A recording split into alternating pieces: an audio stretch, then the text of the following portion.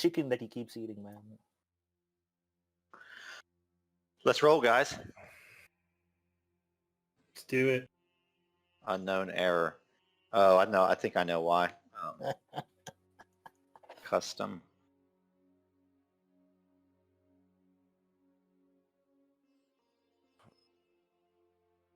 I still have my Camtasia to set.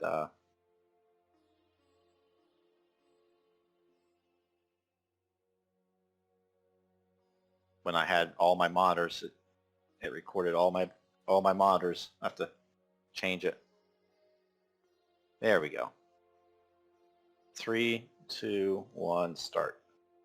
All right, everyone. Hello, Internet. All 5 of you watching this. Welcome to Blades and Blasters' first chapter of Coriolis. This is going to be a campaign, a wide-arching campaign involving most of the server of Blades and Blasters. We're going to be playing Coriolis, published by Free League. It's a really cool game, and we are going to be space pirates. With us tonight is going to be Zypher playing Pasha Khan. We have Prankster, Blades and Blasters' newest full-fledged member, playing Peira Contara. We're going to be having Raz playing Hakam Ruhail. We have Sim as Ali Tarek. And last but not least, we have Raven as Ibrahim Al-Frashir. And without further ado, we're going to get started. It's a first session. There's going to be bumps in the road, so just bear with me. Bear with me. Here we go. You guys should have vision on this slide here. Working for everybody? Cool. Mm-hmm. Yep. And you should see a pop-up. I do. Got it. Braka Cantara and his brother Hori sit in the living room. Braka frowns and looks to his right. There, a hookah lets out a few last gasps of fragrant blue smoke. He takes a deep breath. So, brother, this is it. It's more of a statement than a question. Still, Hori answers, yes. Yes, this is it. It is the best thing for her, you know. You've kept it a secret for far too long. I can see what it's done to you, kind brother. Hori manages to smile, though he doesn't feel like it. Your hair was not so gray a short while ago, before all this started. He draws off his own hookah, then sets it aside, somber smoke swirling about his head as he continues. I have not been blessed with a daughter as you have, Braka. But if I was, I would do the same. She must leave. If the Icons will it, you will see her again. And so be it, but for now it's out of your hands. He shakes his head. What if the church finds out? They may already know. Or the Order of the Pariah. I tell you, the rumors are bad. They're bad about what they do to people like your dear Peira. But my intel says the truth is much worse. I know, answers Braka. That is what keeps me up at night and makes my hair gray. He shakes his head slowly and continues. It's hard enough that Peira must live with this curse, blessing, whatever it is. But to live as a fugitive, hunted from star to star, sometimes I wonder if a swift exit into nothingness is better. Think no such thing, says Hori. You're a strong man, Braka. Kind also. And wise in your own way. Your plan will work. Our plan will work. It must. Then he stands. And you have my word that I would give my very life to ensure the safety of my niece. Braka nods and the brothers give a short bow to each other. He looks to his left. Here she comes now, he says. She knows she is leaving, though not so soon or the manner of her flight. Let us hope that she is so agreeable as you. And with that, there is a pitter-patter of feet down the hallway. Peira As you enter the room, at first you can hear faint voices of your father and your uncle speaking in low and hushed tones, and you can smell the fragrant hookah smoke as well down the hallway. And then, as you enter the room, Peira, they both rise from their seats to greet you, and I'll let you take it away. So in walks an attractive woman, maybe like in her early 20s, late teens. She has green eyes with a long braid in her hair, and you see a satchel kind of over her arm. She's got what thing she has kind of like tucked under her arm. And as she's walking in, she looks towards her father, maybe looking down, and says, Father, I've gathered my things like you told me to. I don't know why. She stops in her tracks as she sees her uncle. And you see her countenance kind of like lift up as her eyes get all big. And she just says, Uncle Hori! And maybe she sets down her things and runs to him to give him a big hug. Hori embraces Peira close, but not too close, and then kind of backs up a foot, puts his broad, strong hands on her shoulders. Peira, it's good to see you again, my niece. And how long has it been? Huh. You've grown so much. Look at you.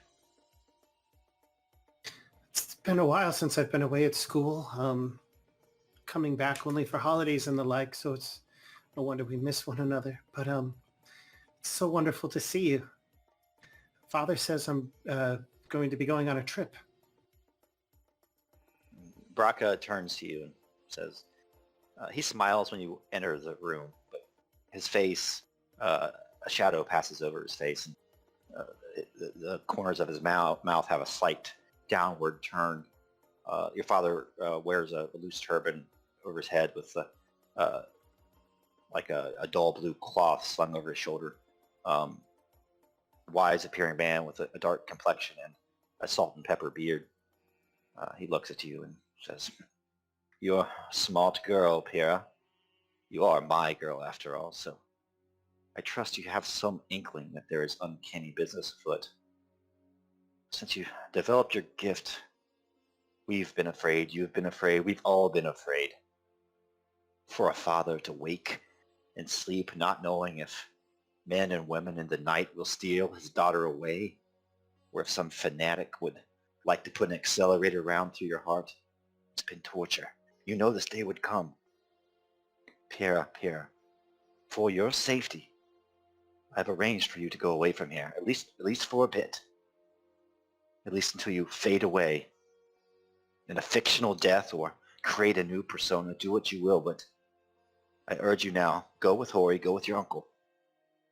Take only which things you can easily carry. There's not time to spare. Hori can answer any questions you may have, but I dare not linger here any further. Their eyes and ears for we have not known them before, and though I've taken every care to make sure this place is not watched, I cannot be sure. I must leave you now, Peira.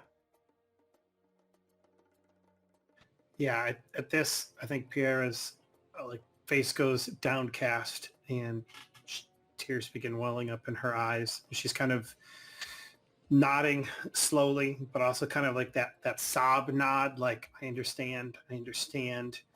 And I think, she can't hold herself back, and she just goes to hug her dad, and it all kind of like comes out. She just starts sobbing all over him. You have a kind heart, Peira.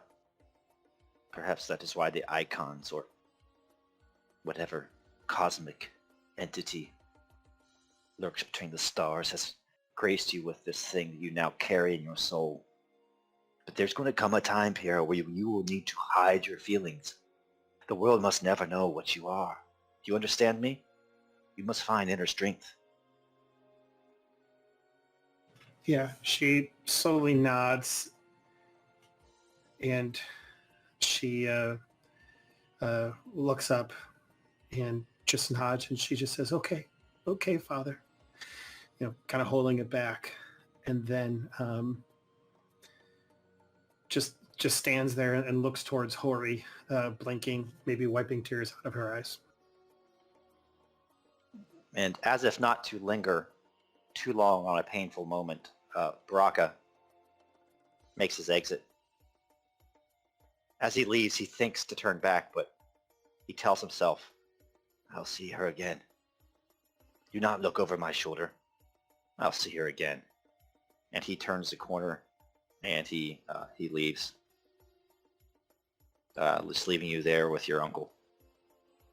And then there were two. You have what you need? Yes, Uncle. I grabbed everything of import. Lead the way. Very well. He starts to grab his things off the couch. And within moments, if you don't have any more questions, they will dash off out of Pierre's house into the evening air and the marketplace of Mira. And the camera pans up and you see two small figures looking to the left and right as they take a back exit out of Pierre's house.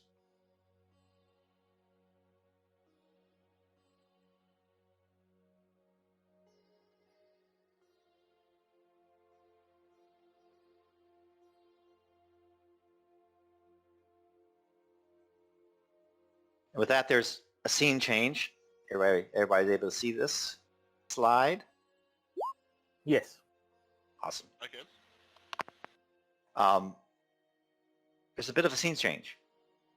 And what we see now is in that same city, across the city, the camera pans into what looks to be a really large building with several domes. There's domes, a little giant dome in the middle, like a basilica, and on all the four corners, four smaller gilded domes. They're kind of gilded with this copper color. And from outside through the night, you see a man. This man is Hakan Ruhail. I don't know if I'm pronouncing that correctly. Hakan Ruhail, and he's walking. Hakan. No, I looked it up. It's not, because it could have been Hakam or Hakam, Okay. but it's Hakam. So the pronunciation is on the first syllable. Hakan. Yeah. He emphasis. walks.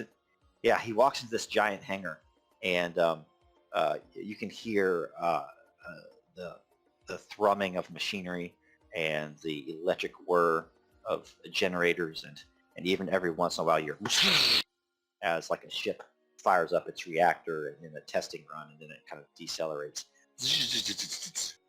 As Hakan enters the hangar, he sees a tall man with broad shoulders and a little bit of a paunch around the midsection. He knows this gentleman by the name of Asad Tybee. Perhaps he's done business with him before, but Asad Tybee he's a businessman. He would describe himself as a businessman, but what he does is he's the head of a company by the name of Al Hissan Trading. And Al Hissan Trading typically trades in luxury goods, importing and exporting goods to and from Mira. But it's a poorly kept secret that Asad has some business on the side. He's well connected, maybe does some things in the underworld. Nothing too awful, but you know what? As Asad says, you guys got to make his bear. How he does that is up to his own discretion. And as Hakam walks into the hangar, he sees a ship getting the final touches of what would seem like a paint job on it. And this is going to be your ship, the Crimson Wish. And as Hakam enters the hangar, I'll let him roleplay what it looks like. Hakam is a tall man. He's pretty lithe, so pretty thin and sort of wiry. He carries himself very straight, even though his clothes betray that he's probably grew up a plebeian or part of the worker class, hard labor class. He is laden with like a toolkit and a rather large, almost like a duffel bag slung over his one of his shoulders. So he's obviously carrying his belongings on him currently, and does actually stop to marvel at the ship and sort of look at it for a second or two before realizing that he should probably advance towards Assad in order to not be impolite. And then he, on purpose, takes measured, slow steps towards Assad so as to not seem as if he's in a hurry at all. Assad is looking up at the ship, and he senses someone kind of walking up behind him, and Assad looks over his right shoulder. Hakam, I've been expecting you. How does she look? How does she look? You know, this thing, when you brought it to me, it has seen better days.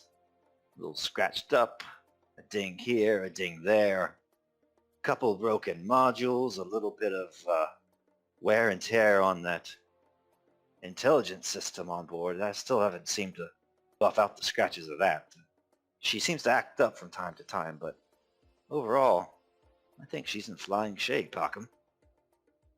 You describe many friends I grew up with exactly the same. Bit dinged up here, few intelligence issues. You know, it makes them lovable. Assad has like a greasy rag, and he wipes his hand on it and puts it back in his pocket. Yes, yes, like I said, just like people. Trials and tribulations, they add character, at least in a manner of speaking. Although you don't want your reactor to go out in the middle of a fight, you wouldn't want Corsairs to come upon you, would you? No. Well, I think she'll be good to go for the mission you talked to me about. Who is this old friend of yours? Hori? Hori, what's his name? Yes. Caraba, I think is his last name. Carrera? Cantara? Cantara, there you go. Yep. Hori Cantara, yes. So what type of thing are you going to be getting into? He sort of like hesitates. He looks at the ship. And this is me as a player. I don't know what we're getting into, so I'll be very circumspect about it with my character as well, just to be clear. Okay. Right? Like, because I don't know. I think Hori has put you up to this mission, and you would know that you're supposed to. I probably should have told you this out of character before the game started. To basically rendezvous with Hori and Peira, and get her somewhere safe. And a transport mission. Yep, transport mission. There's a space station in orbit above Mira. It's called Gherabis Station, and you're supposed to go there to meet up with them, then take her wherever you plan to take her to be safe. Got it. In that case, I'll reply. I'll look at the ship for a second to contemplate how much I can tell him, and look back at him and say like, just a transport mission. Pick something up, bring it from A to B. Hopefully, no Corsairs, right? Hopefully not. I'd always prefer to be on the offensive side of the skirmishes, but this baby will do that for us. I only tell you those things, Akam, because we've worked before, and I count you as a friend. A very trustworthy friend. Likewise.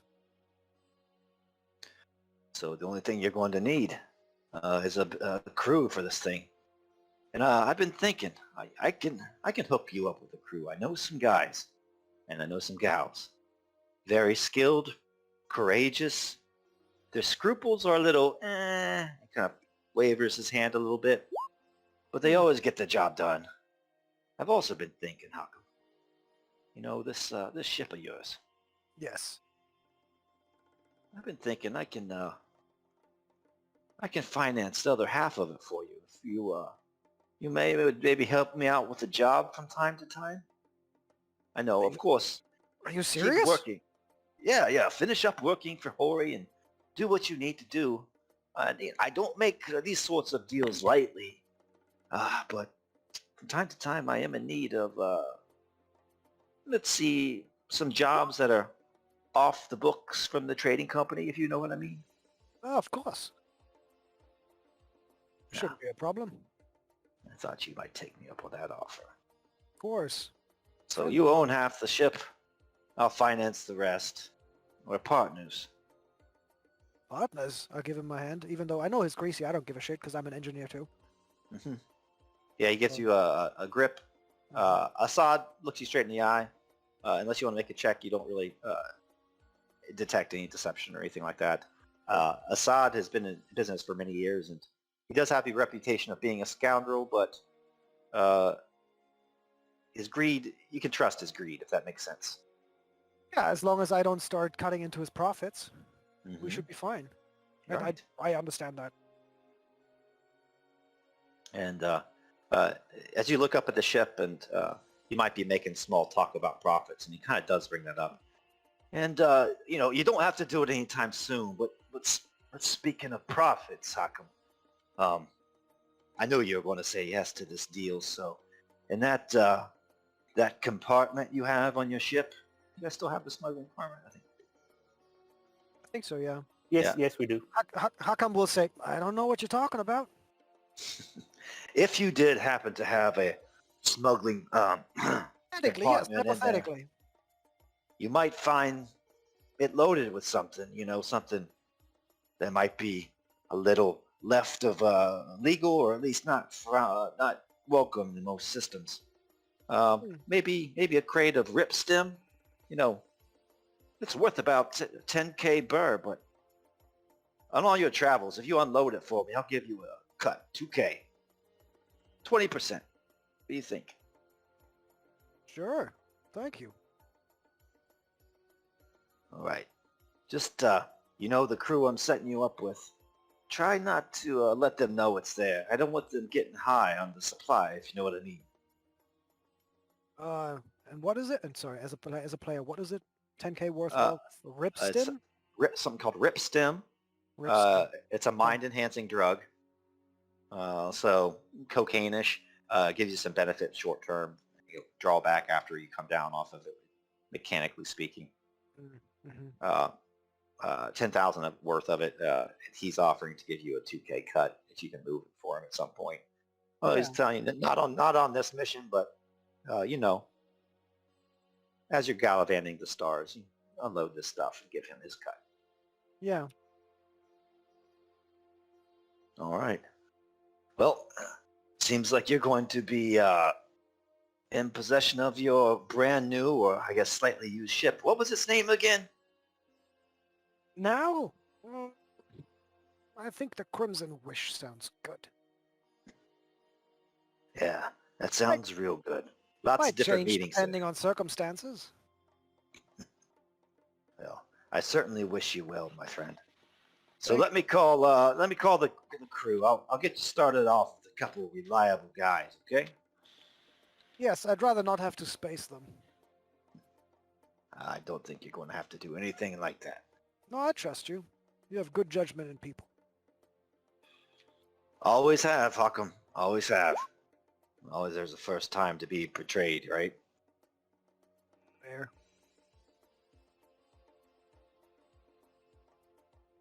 As he says that, the scene moves.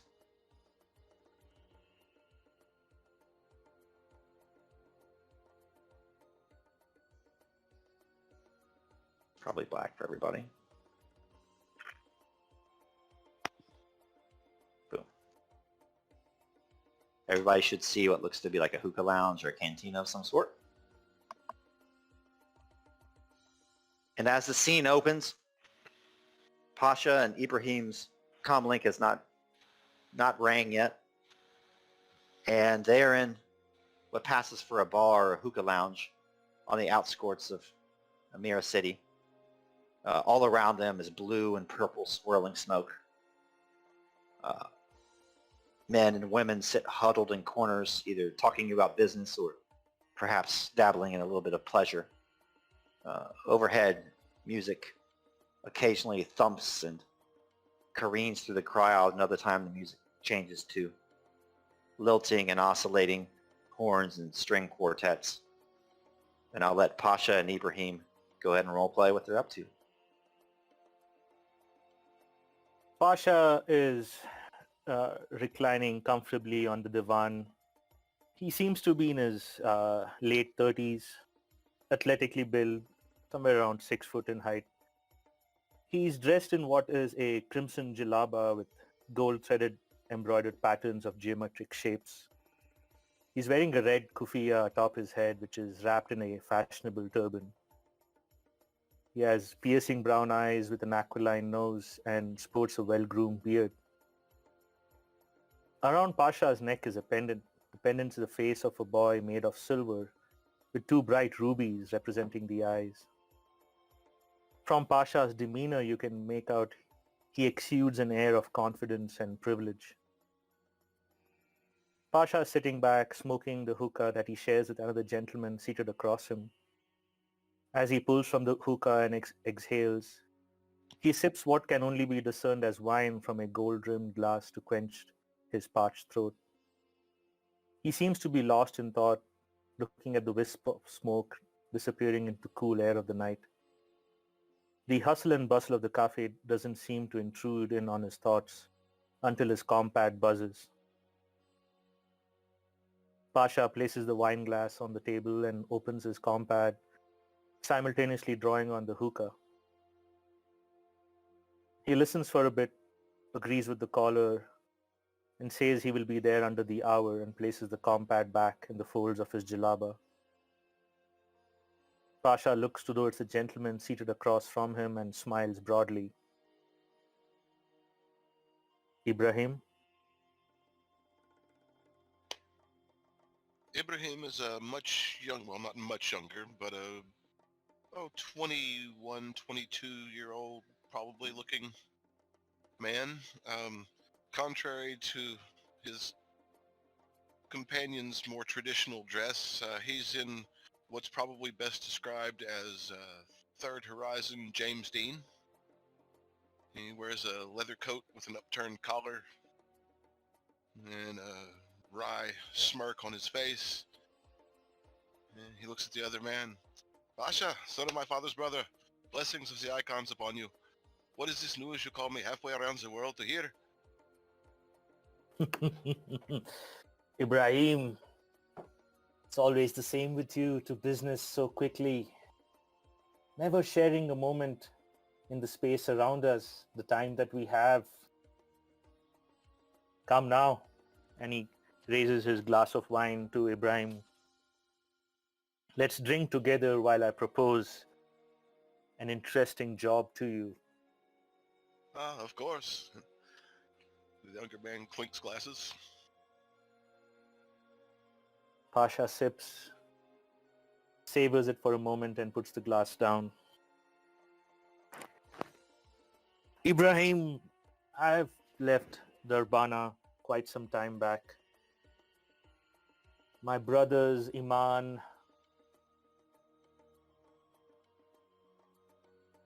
and Aslam, they're up to no good. All they care about is my father's seat at the court of the Shah. And the Shah himself, all he cares about are his machinations for the Urbana, none of which interest me.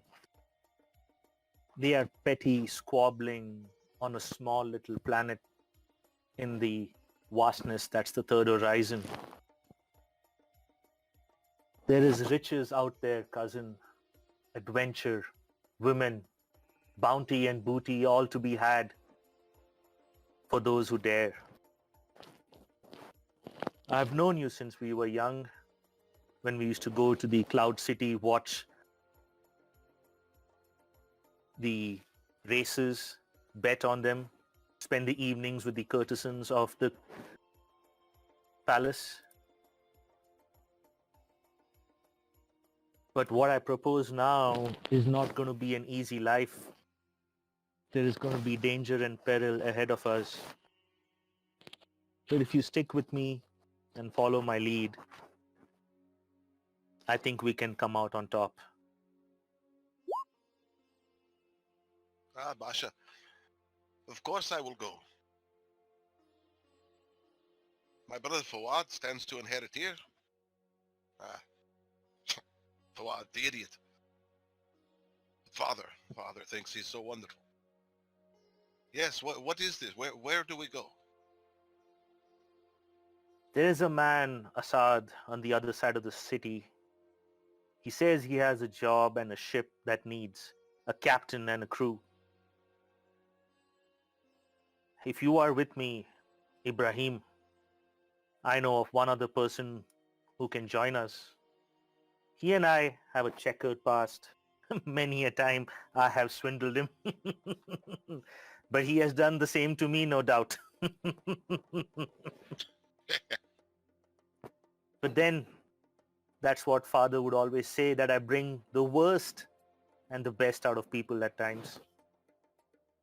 And who am I to let father down? Ah, Uncle Tariq. Yes. So, when we leave this place, let me call Ali. He's quite a character. I think you will get along with him very well. And then we shall make our way to Asad's place. At this point, Pasha raises his hand to catch the eye of a server nearby. Hey there, what would it be? Bring me a piece of paper and a pen to write with. And you can see Pasha kind of changes his voice as he talks to someone from a lower stature than when he talks with Ibrahim. Oh, sure thing, boss man. Whatever you say, you big tipper? I will be a big tipper to you tonight if you get what I need. It's coming right up, speedy, boss man. Be right back. He goes back, and just within less than 30 seconds, he's near you with writing utensils and something to write on. He also has with him 2 shot glasses full of some. It's like a spiced liqueur. Here you go, to you and your friend, your brother. My brother and my friend. Take this. Good after meal. Good to have with friends. Just to give you energy. Just keep you up all night. And as the man is about to leave, Pasha just raises his hand and drops a few hundred beer in that man's hands, way beyond what he would make in a single evening. Be well, for you have served me well tonight. On your way now. Do you have a few under beer to give him? Because if you do, I'll Yeah. make him into the NPC, and you can come back for him with tips and stuff. Perfect. Yeah, Later on. I have enough money. I'll give him a few hundred. Remove 200 that, beer. Yep. and I'll make a name for him for next session or in the future. Mhm. And the bar got 200 beef from Pasha. Needs a name. Cool. You made a friend. Nice. This will be a organically growing campaign. Whatever you do will either come back to help you or bite you in the ass. So small actions may have bigger repercussions. So that's great. Nah, Basha. Always a big tipper. That man will never forget you. No one ever forgets me, Ibrahim. No one ever does. But what the man said struck me the most. He talked about a friend and a brother. Indeed, you are both to me.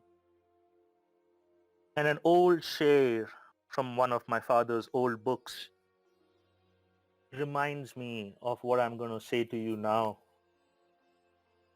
It was a poem written a millennia ago by men much wiser than I am. And it goes something along the lines, and I think it's most appropriate for the journey we are about to set on. It talks about friendship and brotherhood. It says, let there be no purpose in friendship save the deepening of the spirit. And let your best be for your friend. If he must know the ebb of your tide, let him know its flood also. For what is your friend that you should seek him with hours to kill? Seek him always with hours to live as well. For it is his to fill your need, but not your emptiness. And in the sweetness of friendship, let there be laughter and sharing of pleasures. For in the dew of little things the heart finds its morning, and it is refreshed. And with that, Pasha raises the shot glass. Ibrahim raises his. They clink and they gulp it down. Always as eloquent as the fourth Sultan of Bahari. No, cousin, that I feel the same. Closer are you to me than my own brother. As we proceed down this journey, Ibrahim, trust will be a currency that we will not be able to get often. Know this, beer comes and go. Women come and go. The loot comes and goes. But the trust between brothers remains. And if lost, then only the darkness of space is what's meant for us as our future. The younger man's face clouds at the last. He sort of shakes his head as if to deny such a thing could happen with them.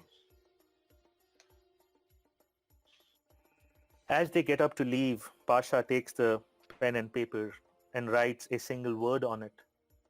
He rolls it up into a small scroll, raises it to the bridge of his nose, brings it to his lips, mutters some few things under his breath, and puts it into the hookah and lights it on fire. As the embers rise towards the night sky, he looks up, nods, and Pasha and Ibrahim make their way out of the cafe. Come, Ibrahim, time to go find Ali. The younger man follows to their destiny. And as you exit into the night, outside the cafe are throngs of people. All their colorful clothing strikes your eye underneath the hanging lanterns that cross the street of Mira City. And you see brilliant reds and blues and oranges and yellows. You see shaved heads. You see ornately decorated hair. You see a few in dreadlocks. You see all sorts and all manners of folk coming to pray at the Church of the Icons and visit Mira. And as you look for him, just kind of down the street is a man by the name of Ali Tarek. And I'm going to let you, Sem, tell me what Ali Tarek is doing in this marketplace, whether he has a side job as a guard. Is he carousing himself? Is he shopping for knickknacks and odds and ends to make his life more easy? What is Ali Tarek doing? Ollie is walking amongst the crowd. He just got done with one of his contracts, and he's looking to buy some knickknacks here, some food, stuff that ain't even, immediate needs. And he walks through the throngs of people and over to some stalls and kind of looks at some of the fruit and everything like that. And it's been a while since I had some good fruit. And he'll pick some up, hand it, give some bird to the stall lady. And he'll start making his way through the throngs of people and join the little bit of view he's got and his little apple.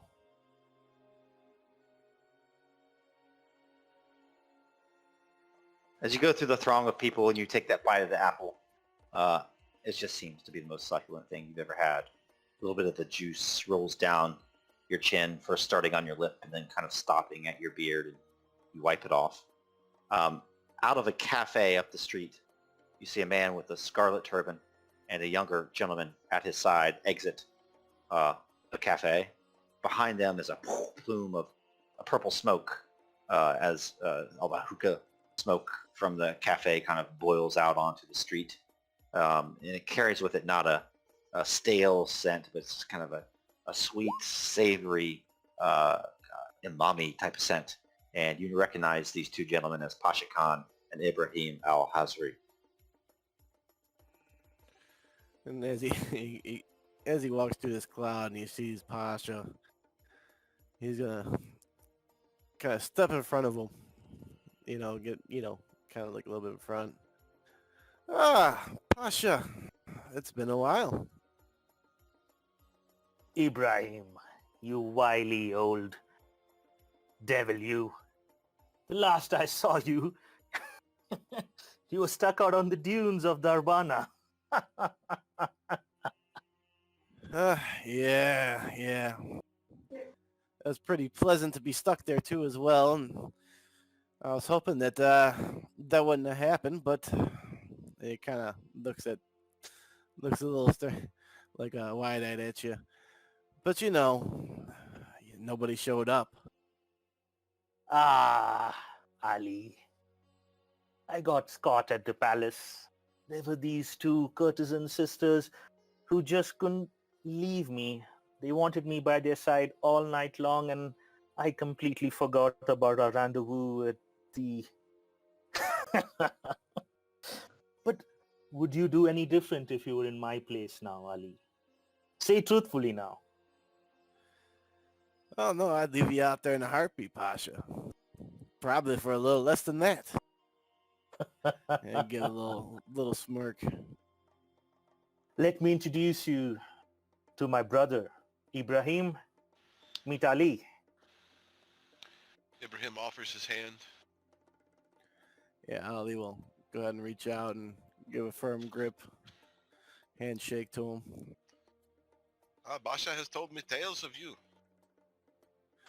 Oh, I'm sure they have. I'm sure half of them are probably little tall tales as well.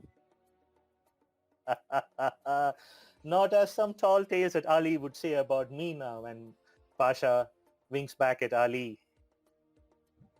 Give a smile. So, what brings you into the market here? You, Ali, of course. Do you think I would not make it up to you for leaving you alone in the dunes? I think I have a job, and the job's going to play well, very well, if I'm not mistaken. And it might lead to more jobs and more work. No, you had me at very well. Smile. He's like, yeah, I do trust you that you'll have my interest at heart when you find and approach me about these jobs. So, how much very well are we talking about? What's the percentages? I don't know yet, for I'm going to go meet a man called Asad in the hangar all the way across the city. But whatever it is, I think we should be able to come down to a fair deal among all of us. And after all, Ali, from what I can say, we're going to have a ship. A ship means access to all the worlds. And when he says that, Pasha raises his hands towards the roof of the market, to all those worlds out there. Just imagine. For all the trouble we got to in Darbana, now imagine across the entire third horizon.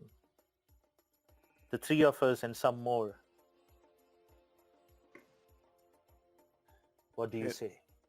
Ollie's kind of got a smile on his face. Well, I think it sounds like a lot of fun. At the very least, I just finished up with the contract here, and I was looking for the next one, and I guess you found it. Very well. Come, let's go meet Asad and see what he's up to. Keep in mind though, you can only trust his greed, not the man. So whatever happens in discussions with him, take it with a pinch of salt and a tap on your nose. Because I've found arrangements can always be changed to our mutual benefit. Oh yeah, I've been there before. So tell me, how many other people are coming in this ship? From what Asad told me, we're going to have an engineer and he speaks highly of him. So let's see. I've not met the man personally and I don't know what he's like, but It should be all right. If not, accidents do happen in space. What is this? Yeah, they Come. do. Let us As go the, meet Asad. the camera pans up over the marketplace that's alive and thrumming beneath the stars, beneath the hanging lanterns strung across the streets. The camera pans up over the buildings, over the dome of the hangar, as Ali, Ibrahim, and Pasha are on their way to meet Hakam and the gilded man Assad. But meanwhile, up in space, a silver and shining space shuttle, planetary shuttle, leaves the orbit, or doesn't leave the orbit, enters orbit of Mira, and then its thrusters fire briefly, and then a reactor comes online, and the scene cuts to Hori and Peira Contara, passengers on a commercial shuttle from the planet's surface up to Gherabis station that rotates the planet. Out the window, Peira can see sunlight glinting off of Gherabis station. And it's not a blocky, mechanical, utilitarian thing. It's a station all curves and flowing lines, as much of a work of art as anything else. After all, the space station that orbits Mira needs to give homage and praise to the icons, and not only serve the men and women who live and work aboard the station. Hori turns to Peira. It's beautiful, isn't it? This is going to be your way to freedom, Peira. I know it's scary. Lots of change is going on, but I think we can make this happen. I picture as Hori's talking, she is like got her hand and maybe it's like caressing kind of some of the architecture, the curves on the inside of the spaceship. She's listening to him and just kind of like nodding along as she's speaking. A lot of change. Yes, Uncle. A lot. He looks at a sort of a data pad. He says, once you're bored, we're going to lay low like we have so far.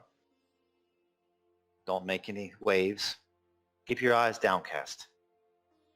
If we're being trailed, I haven't seen signs of any foul play yet, but one can never be too careful.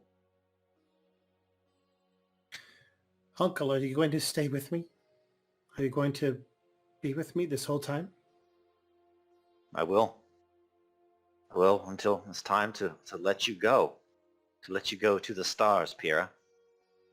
There's a man I know from long ago. He's trustworthy, and, well, we have a bond that's deeper than business. His name is Hakam Ruhail. I'm going to not give you to him, but entrust him to protect you.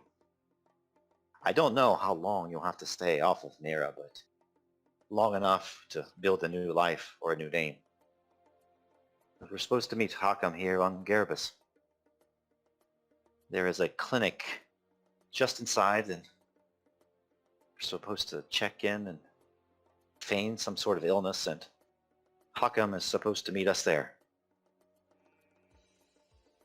Pierre is just nodding during this whole thing. Uncle, what about you? Won't the temple trace back all of this to you? And don't worry about that. I'll be okay. If you have to spare a worry, spare it for your father. I think he may be in deeper in this than I am. I only come to Mira to visit every once and upon a time. I can disappear just like you can, Peira. But your father, I do share a mind. But let me tell you something about fathers and daughters. He would gladly lay down his life for yours, Peira.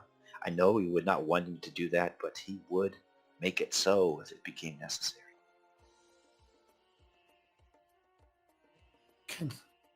She's like kind of choked up. Can you keep him safe? Can you do anything to make certain he'll be okay? I'll do my best. I will do my best, but we can have no contact after this. Do you understand? She nods without saying anything.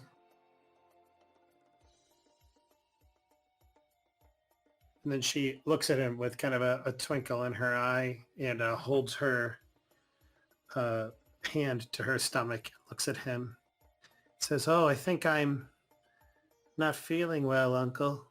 I think I need to go to the doctor." He kind of laughs. Very well, but you're going to need to work on your acting skills if you're going to fool anybody except your uncle. I think that was excellent.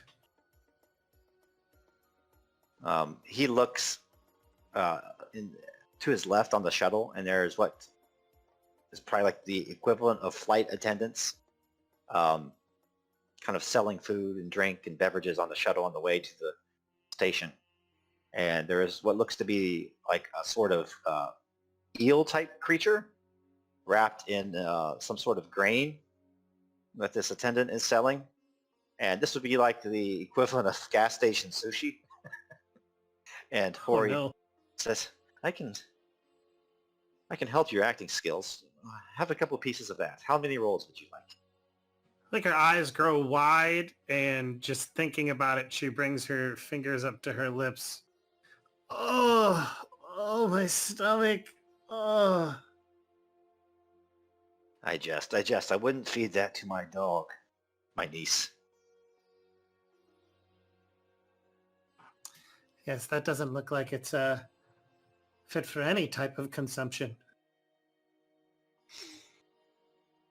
Getting kind of a disdainful look in her eye as she looks at it. And the rest of the trip to the station is pretty uneventful. The ship disengages its reactor, and you feel a very quick butterfly in your stomach as the ship decelerates, and the inertial stabilizers can only dampen that feeling. And then you see out the port that the station's getting larger and larger as the shuttle drifts into a hangar and very gracefully, 3, 2, 1, it touches down. After it touches down, everybody on your left and right, you can hear the murmuring of voices as they make small talk. And Hori reaches up in the overhead compartment and grabs his things and your things and hands them to you, Peira. He says, remember, eyes downcast, don't make waves. Let's go. She takes the equivalent of like a hood, pulls it over her head, and looking down, just follows her uncle. They exit the hangar, and at first they're on a very crowded thoroughfare, and as they leave that thoroughfare, it opens up onto what looks to be like some sort of large receiving area. I'll let you kind of describe to me as type of world building, what that looks like as you enter one of the main living areas of the station.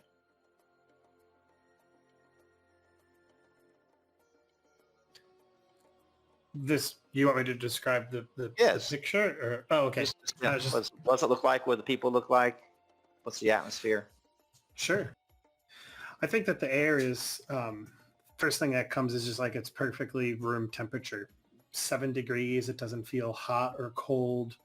You could probably smell the maybe like a slight like staleness in the air. After all, it is a space station orbiting. And so you see these trees also kind of like in the middle of the this kind of walking area coming up out of the center with kind of a walkway going around them, almost like a small walking track.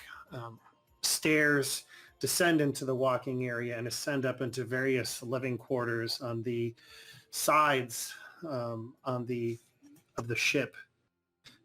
Some with red lights indicating that they're locked and no one's home. Some with green lights indicating that somebody might be there.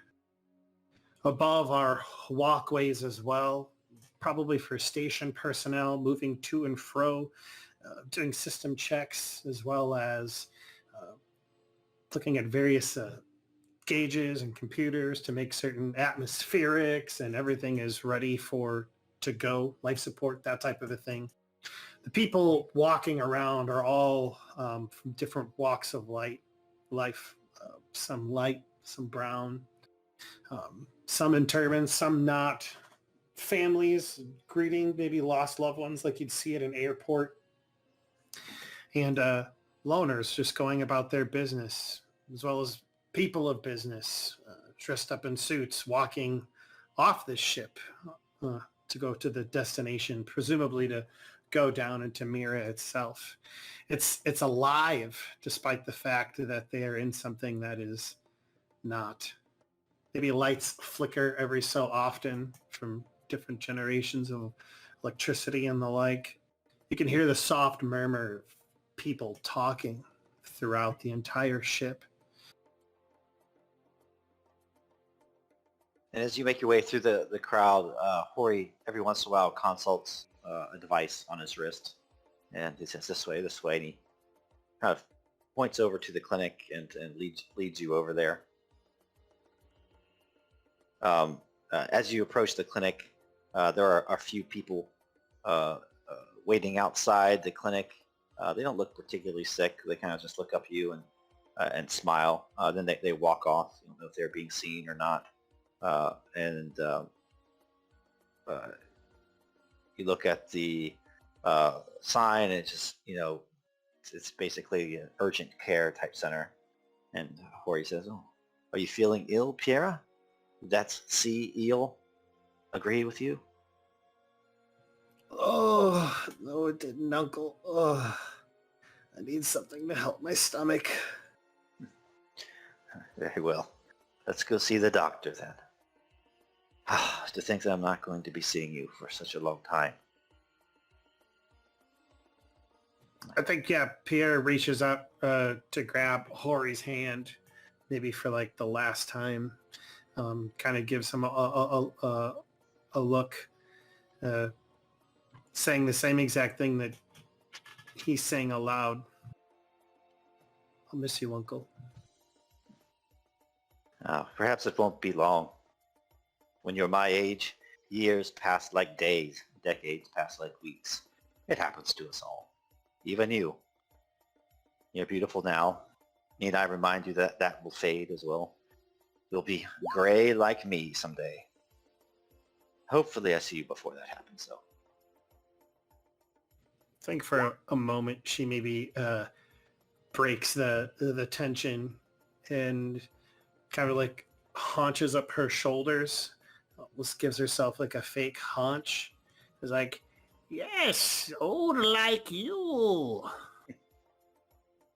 And you guys walk into the clinic, and the door opens, and we've all been like urgent cares. Everything is like pristine and white. And you walk down the corridor and turn to your left. And Hori says, "I can't remember the doctor's name, but it's and then suddenly, boom! Peira is splattered with the blood of her uncle all over her face as Hori falls down, lifeless, a hole blown through the back of his head, as two men with red hair and hoods stand over the body of what must be the doctor. And we are going to change scenes.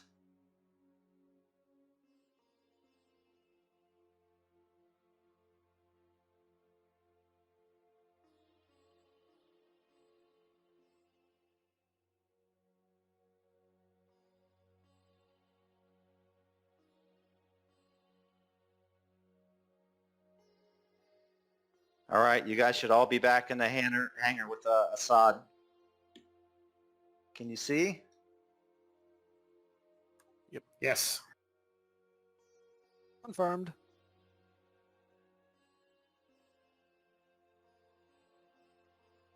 Not to rob you of a chance to react.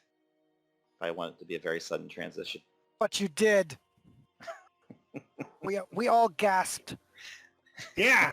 I was ready to do my best girlish scream. Well, I hope you already have a secondary character ready. I do. Perfect. And the night is wearing on, and you guys can roleplay what it looks like as you enter into the hangar, and Hakam and Asad are there waiting for you to get going on this mission.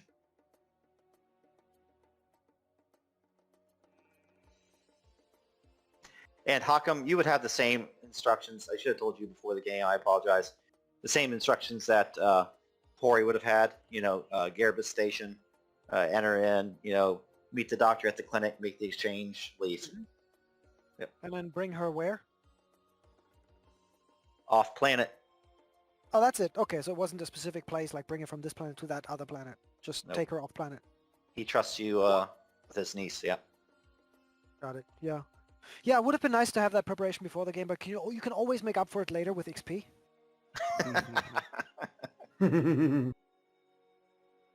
Goes a long way, It does. All right, take it away. Just a quick question. Can you guys hear me? Yes, Yes. Yep. quite well. Awesome. So as Pasha, Ibrahim, and Ali walk into the hangar, Pasha looks around and sees Asad next to a very fine-looking ship, and next to him seems to be a well-dressed gentleman with a satchel on his back. Pasha raises his hand. Asad! Long time no see, old friend. Asad turns to Pasha. Can you guys see, or is it all black for you? Can see it. I think when I created Pasha's character, there we go, on save settings. There we go. He's just blinded by all the drugs he takes. Long time no see, Pasha. Good to see you again, no. You up for doing a little work? I'd like to introduce you to a gentleman here. And then Pasha looks to the gentleman that Asad is pointing to. It's a warm smile on Hakam's face. He's about your size as well. He's a pretty tall, pretty tall man. You'd say maybe in his early 30s at max. But you could see here and there, different from you, he has maybe a few more grooves or lines on his face, and there's maybe some grease or some dirt somewhere under his ear. And you might notice that despite him wearing his best coat, which is well beneath your best coat, his hands are sort of like chipped and calloused, and also have like dirt under the fingernails. So he doesn't strike you as quite from like the noble ranks that you come from, but at least it appears that he's trying to not look bad. But he puts up a warm smile and greets you and says, "My name is Hakam Ruhail. I own this fine ship, and I hear you might be a competent crew." Indeed. It is a pleasure to meet you, Hakam. And again, you can see the change in Pasha's voice. Yes, I do have a fine crew with me. Let me introduce you to them. Here on my right is my brother, my friend, Ibrahim. And on Ibrahim, my nice left to meet you. is Ali. Ali, a pleasure. He shakes your hands if you will take his hand. Yeah, they shake his hand with a nice firm grip. Yep, same. You get the sense that he probably works with his hands. But for you, it's easy to put two and two together because you already know he's the engineer. So I believe that the ship is yours, like you said, and you know its inner workings and can help us travel the stars. Am I right? Yes, indeed. As long as I'm on the ship, it will fly, it will shoot, it will travel the stars and even go through portals without problem. I am Learned man. Ha ha ha! Then we shall make sure that we keep you on the ship at all times now, Hakam. For we wouldn't want to be falling out of space and into the bosoms of the icons now, would we? That is exactly right. The traveler speaks with me.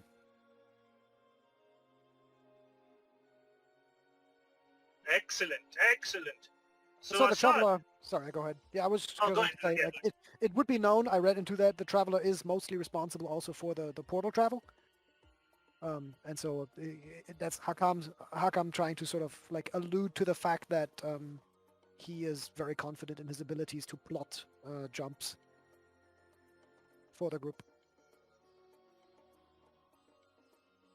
Yeah, Pasha is standing there and is kind of eyeing Hakam up and down, and from whatever Hakam speaks, you can see from his body language that his confidence in this entire mission is slowly growing.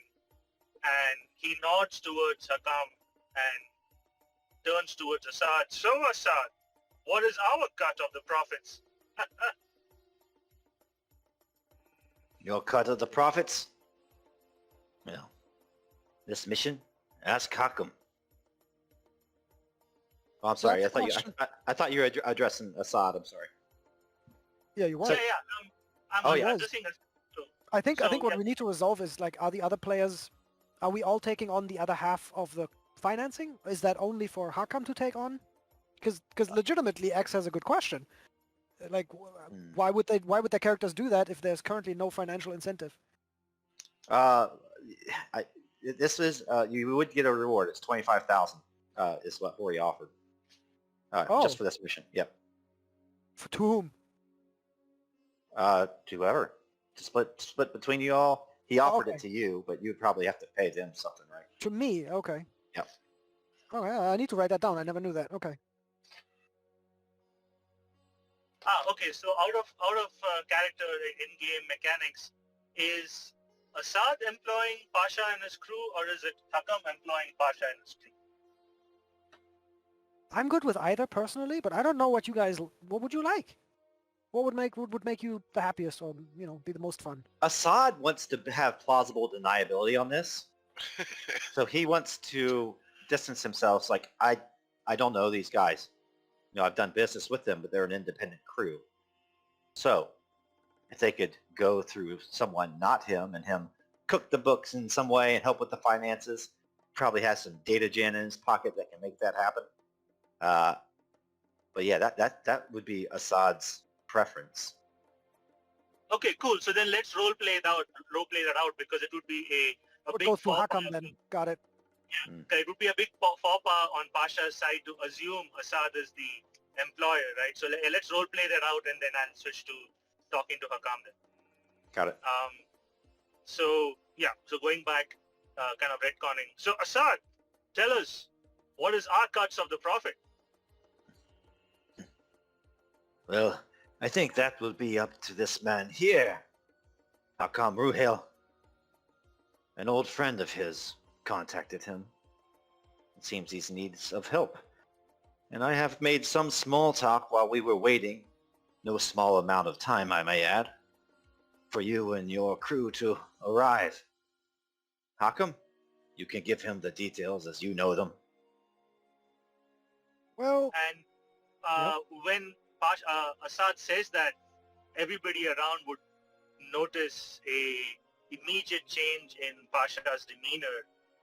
It is not very often Pasha misreads a social situation, and the fact that he has completely misread the dynamic here, you can see that there is a visible jaw tightening and a little stiffening up of the body as he turns his attention towards Hakam. yeah, the fun thing is that he actually didn't misread it, but is being told he did.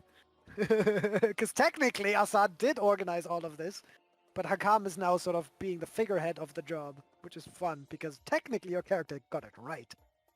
Yeah, I saw just the middleman, putting everybody Mhm. together. Yeah.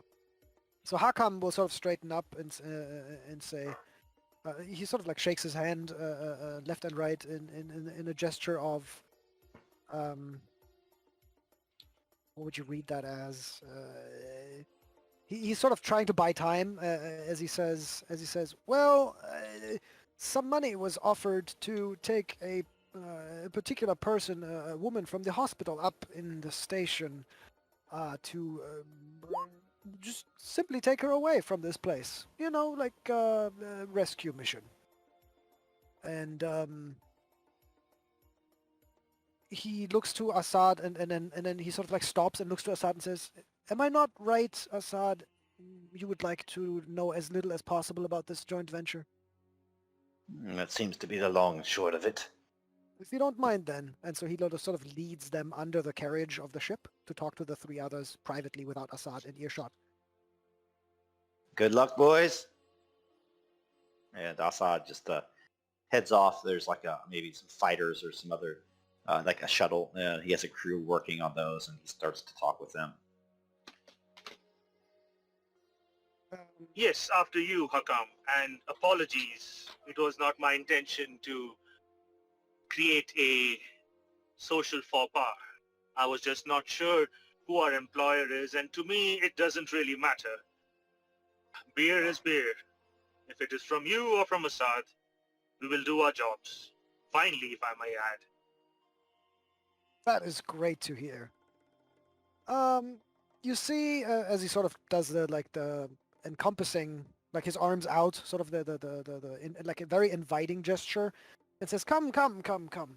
Let me show you the ship.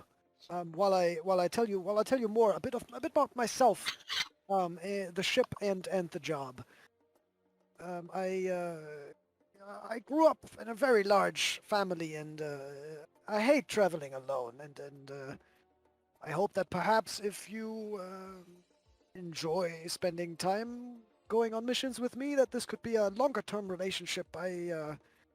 Family is extremely important to me, and so he sort of like rings with his words as he sort of walks you into the ship, and then sort of stops because it's important. It seems important to him, right? He stops and looks straight at Pasha and says,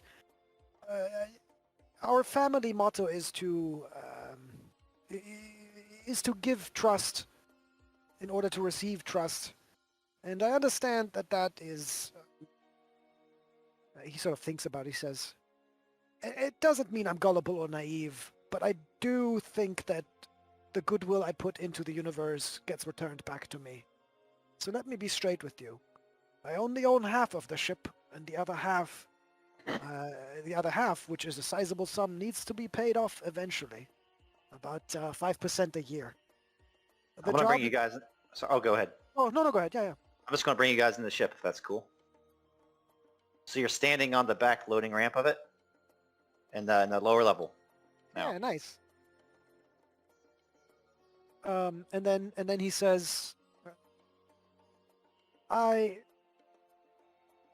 doesn't mean that I take kindly to being betrayed or lied to, but I believe we as a team, as a crew, will work much better if we feel that we can be honest with each other, yes?"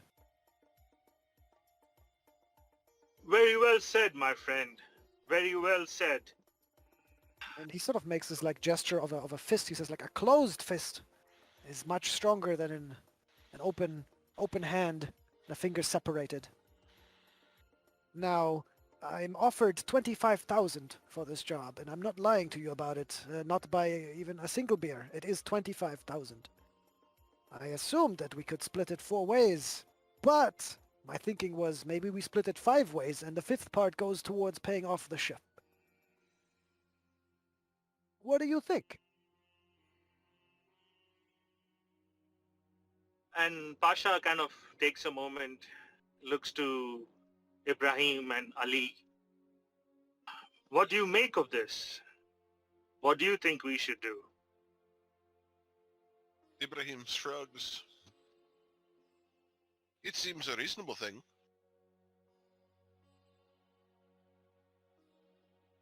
Yes, I would definitely agree with that if this is going to be a more prosperous for all of us, I feel. The sooner the ship is paid off, the sooner we may go where we wish.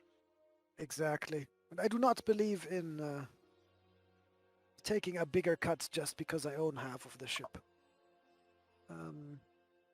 I want to make sure you feel at home while you're here in my ship. The Crimson Wish and I will take care of you. Make sure you're safe. Don't asphyxiate, you know?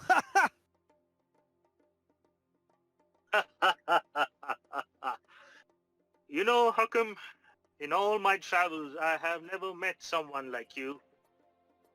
Ibrahim will attest to that. From where we come, our family motto is to each their own, and if their own is more than the others, then the merrier it is. So, you, my friend, are an oddity in all my travels, and you pique my interest. Well, I he will say says... this. Yeah, go ahead, yeah. If you bring honesty to the table, I shall be honest with you. But know this, out there in space, things get muddy, unclear. We have to be careful with the situation if you say that somebody else owns part of this ship. So I do agree, saving some bit to pay it off makes sense.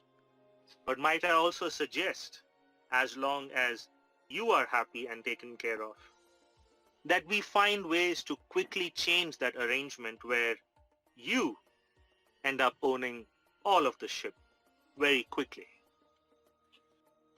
I agree, that would be great. And he sort of looks around a bit furtively and says, I don't mind illegal or morally ambiguous work. I just want to be clear that among our crew, I behave very differently than among those that we meet.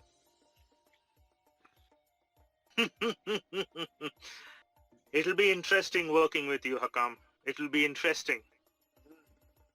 Yes, You might well, take some getting used to me, for I always look for the angles in any situation. And trust me, even now I'm looking at the angles that you are bringing to the table. It's something I was born with, something that I was raised with, but do not take to it unkindly, my friend. In time you will see it has its purposes. But to me right now you seem honest, and what you bring to the table seems worthy. We will do our best to serve the ship well. And we will do our best to protect you while you protect us out in space. How about that? yes, I come from a pragmatic people of Zenitians, a long line of engineers on Coriolis. And, our families lived on the ship for a very, very long time together, and just, I guess it became our tradition to take care of the family, And as long as my mind and my face is deep in the engine and the machinery of the ship, I don't have time to watch my back. You see what I'm saying? I think you, as he looks to the other three, you'd rather have me focus my attention on maintaining and fixing the ship and keeping it at peak condition than looking over my shoulder to see if I'm getting stabbed. Then that is the perfect arrangement. You Perfect. make sure the ship is running and we'll make sure that you are alive and breathing. How about that? Works for me. Now you seem rugged, Ali. Are you good with a gun? Yeah, I've been known to be able to handle myself. Pasha would know more if he stuck around more places more often. Well, the traveler takes us places. I'm sure he means no ill, right, Pasha? Pasha just laughs, winks an eye, and raises his hands to the sky as if proclaiming only the icons will know the truth. But don't you worry, Hakam. I will do my best to keep you safe, as I have kept Ali safe. He's right here right now, isn't he, alive and breathing? Maybe a few dings here and there, a few scratches here and there. But he's all there. I can promise you that. Yeah, Speaking that of, I'm not a particularly good pilot. We might need one.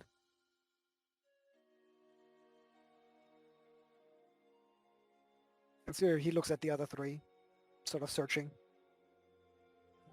Out of character game context, is anybody a pilot in the current group? Nope. At least Negative. not me. I'm trying to establish what our roles will be for the characters, right? So that they know each other as a crew. Yeah. And as the game continues forward, you can have like some NPC crew members and stuff like that, because not everybody will be able to make every game since we're kind of doing almost a semi-episodic game. Yeah, but for this first one, there's probably not anybody that's dedicated pilot. Once Peira gets on, I don't know, I can't remember if she has it or not. What, piloting? Yeah, I can't remember Let me if she see. has it. Nope. I don't Pilot think she 0. does. Yeah, yeah.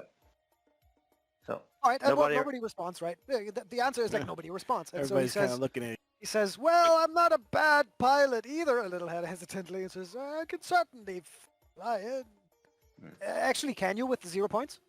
Like, Yeah, I would. I mean, just for this session, I'd let somebody it's like from A to B. We're not doing Yeah. combat piloting or anything like that. fulfill. Fulfill Yeah. 2 roles too. Says I'm doing okay, so I'm just trying to establish what our roles will be. To be fair, I'm not. I don't have aspirations to lead people.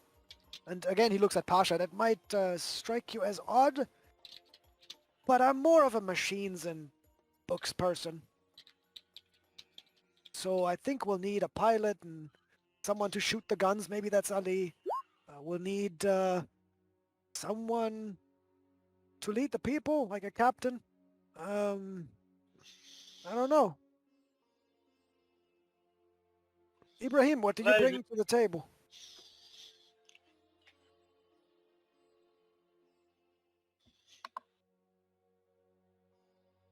Well, OOC, he is built as a data gen, Mhm.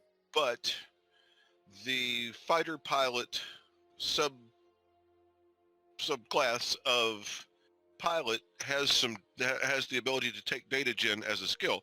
So I could retool him as a pilot and still have some of the hacker-esque that was the original character concept. So if we need a pilot, then I could be that. Well, I think the problem became that you can't be two things, because I was initially an engineer and a pilot, but the rule system prevents me from doing both in combat. I can only do one. So I essentially de-spec'd myself out of pilot and put points into science, because I can only be an engineer in combat, really. So Yeah, if you can only have one role. correct. So you can't be a data gen and a pilot also in combat, I think. May I intercede really quick? Please. If I recall, we did have a conversation about how there might just be an NPC? NPC pilot. Yeah, just because we didn't know who would show up any given week. So having an NPC pilot who's always there would always help the game no matter who was playing. But Yeah, we didn't really you can talk put about your that more. head outside the ship and be like, Assad, we need a guy. Okay, I'll plan for that then. Yeah. So then he still asks Ibrahim and says, Ibrahim, what do you bring to the crew? Ibrahim cracks his knuckles. Quite skilled I am with computers. Oh, that is very useful. I dabble in that, but not much more than dabbling. That would be great to have. We'll have a grand time. I have so many questions, so much data to process. And you, Ali, did I read you right? Would you be, what would you want to contribute? just think of me as your local hired gun. Have you been in fights in space? Sure. The fights all over the place. Me too, totally. Pasha knows he's lying.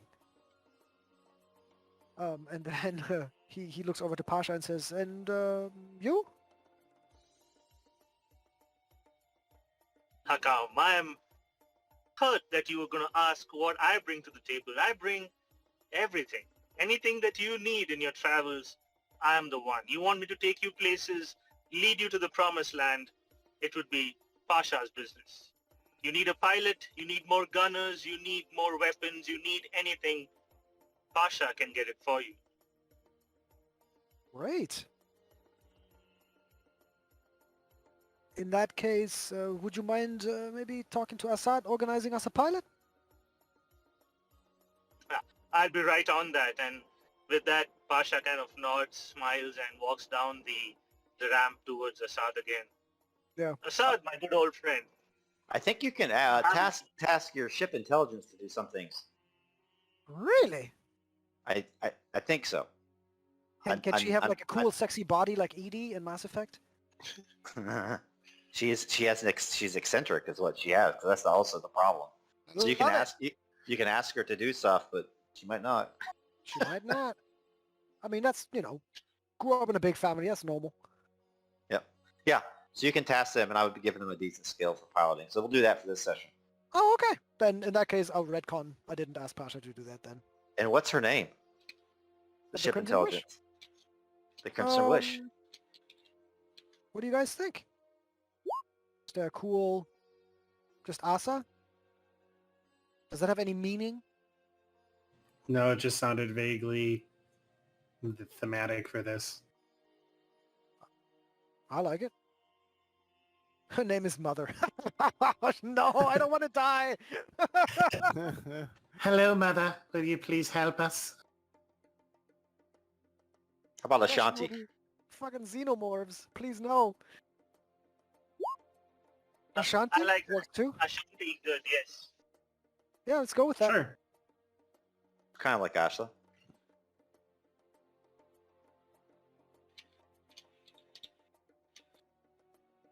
Right, so you're on the ship. Yep, I'll give him a tour. And so here yeah. are the guns, and here's some, Yep. point defense system, missile system. I've already forgot. Yep. So out of character, 3 decks. This step goes up to all the decks basically, and then up towards the bow of the ship. Up here, there is like a ladder and a portal that goes the full length of the ship as well. And so I'm going to take you guys over to the bridge.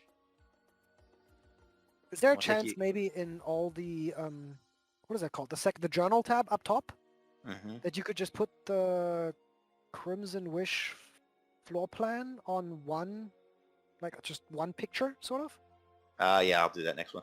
Because that'd be useful. Because then I can just go click that, open that, and go like, oh yeah, that's where the Let where me and I can see. open close it whenever I need it. Deck plan. Let me see if I can Just for the future, that'd be cool. see if it's big enough. Or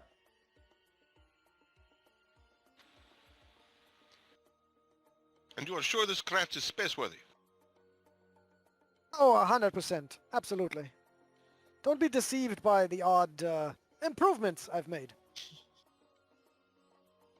If you ever have any engineering questions, let me know. For example, and then he says something, like the lateral condenser coils. Actually, I routed them directly through the front injection coils, and then it increased much.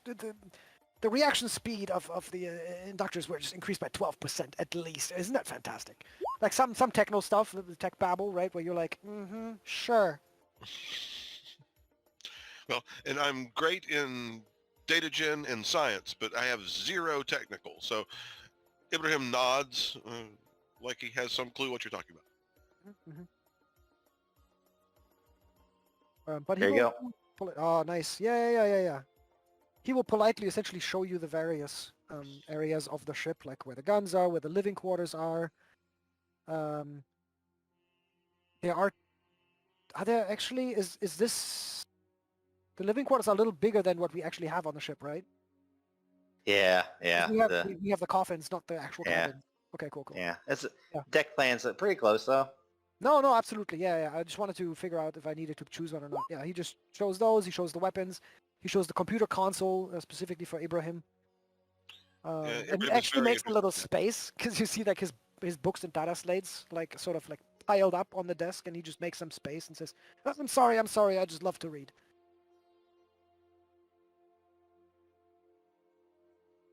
And then yeah. Yeah, so He take essentially- off. Yeah, he'll just ask any questions you have before we take off. Pasha is walking around the bridge, and where would the captain sit? I don't know. Oh, here. I don't know. I think Takam Yeah, would so- make a joke and says, "Oh, the captain's job is to, as you said, is to be everywhere at all times, and organize everything that's needed for the entire ship. I think the captain sits where the captain chooses to sit. Ah, very well. And then Pasha picks the most central place on the bridge where he can see everybody. And if there's a slightly higher chair there, he'll kind of make it a little higher. Yeah, Perfect. I think Perfect. it'd probably be like a Okay. pilot here and the captain maybe there because there's a cool monitor on this one that maybe the captain could use, and then the data gin might be sitting here. The engineer would be somewhere off in the ship, and the gunner might actually also be somewhere off in the ship. I think. Eventually. Yep. Wonderful, wonderful. This ship is going to meet all our needs, Akam. I can see bright days ahead. Bright days. Great. Well then, Ashanti, meet the new crew. They are authorized to board and use the ship. Here is Ibrahim Al-Fashir, Ali Tariq, and Pasha Khan. As you flip a few switches or maybe enter like a I don't know if I card. can actually talk to her, or if I just like type it in alien style. Yeah. Your a disembodied voice says, "Du-du-du-du-du. Welcome back aboard, Hakam.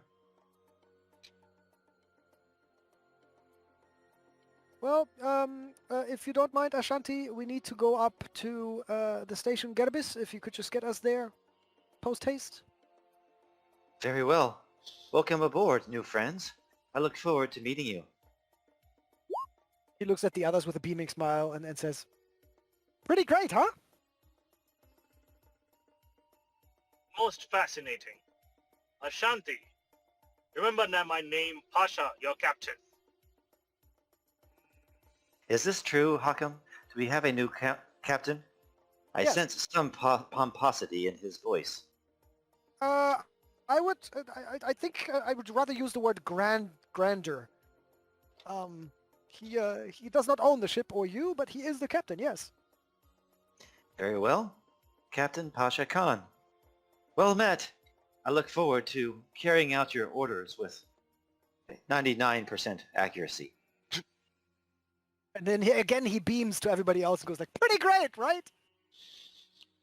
And when she says 99%, Pasha raises an eyebrow and looks at Akam with a kind of a quizzical nod of the head, but doesn't think much of it because he doesn't know much about AIs. But very well, Hakam. Let's proceed with your mission. Where to next? Gherabis, Ashanti, please. Very well. I have a few more things to do back in the engine room.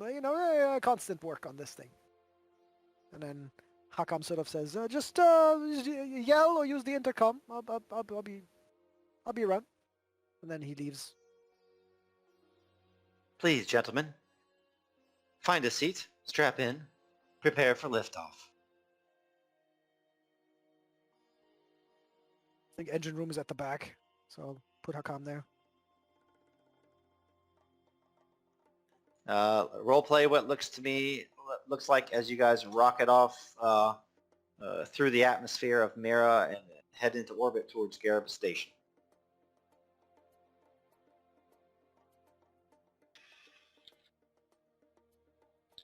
As the ship is making its way towards the destination, Pasha looks towards Ibrahim and Ali if he's on the bridge. See? I told you. A good ship. That guy seems to be competent so far. Maybe he will join us on our exploits. I hope he can keep it together. So far he has. Yes, cousin. I would prefer not to fall out of space.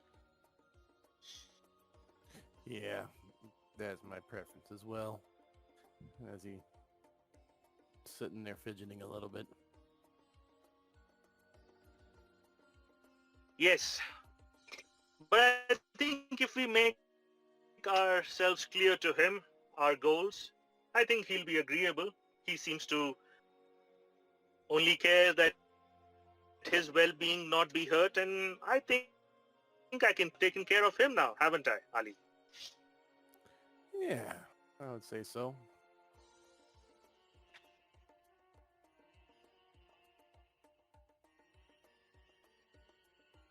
And as the ship rockets through the atmosphere gets thinner and thinner. It starts to fade away. The blue goes away. The clouds go away. The blue gets darker and darker until it's replaced by a veil of black interspersed with brilliant white glittering stars.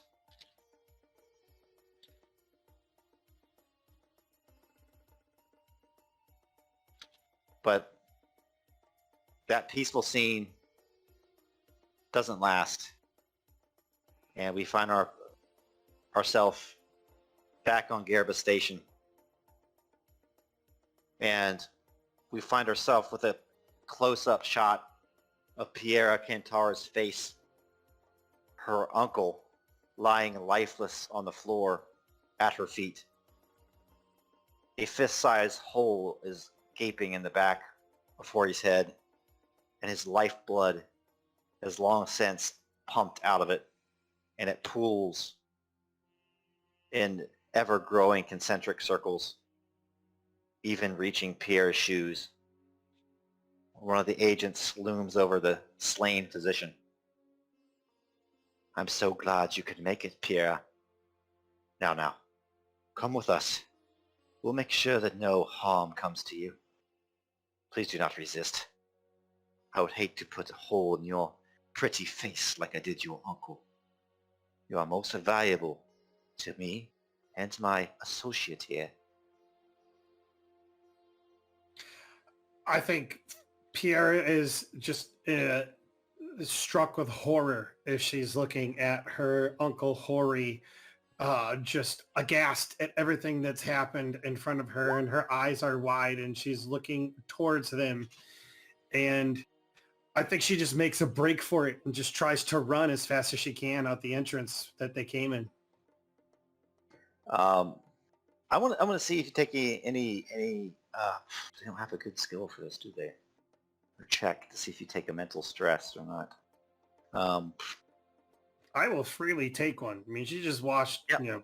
Yeah, Just lose a couple mind points. 2 mind points. sure. You get those back. And you're going to run for it? Yeah, I mean, I think she just saw it and she already knows what's going on, and she's just, she screamed out in horror probably as it happened, and when he finishes like talking, she looks like a rabbit wondering whether to run, and she just does. And as you do that, he just has his weapon there trained on you. I'm so sorry I didn't want to have to do this. And here we go, kids. Our first roll for initiative in this new game. I dare say. Sure. May the traveler be on your side. Yeah, no joke. All right. Everybody can see this slide, hopefully. You're all at short range right now. So roll for initiative. The way that works in the system is I set up a macro for it. And there should be a button at the top called Initiative/Utilities. Just go ahead and click on Initiative and it'll roll it automatically for you. Or not. Peira does, right? I'm sorry, buddy. I tried it. Yours obviously didn't okay. work. Let me see if works when I do it. No, I'll just roll it for my guys and let me roll it for you. See if it works with GM. It might just be like a permission I need to give your token or something like that. Sure. Let me try. Yeah, there you go. It worked. Cool. And so descending. First Foundation agent goes first. He's going to shoot at you, Peira, with his weapon. For sure. And so this is an action point economy system. And so since he's been training on you, he'll use all 3 action points in his turn to take a aimed shot at you to try to put you down. Sure. Ranged combat.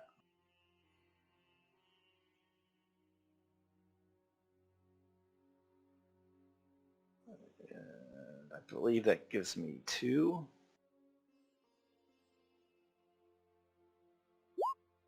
And so that is a hit. All right. So do you have armor at all? I doubt you do. I do actually. I have protective clothing, which gives me armor 3. Okay. So what you do is if you click on character actions macro, Got it. there should be something called armor. It's the very second one. Got it. And what you do is you roll that. All right. So you block 0 points of damage.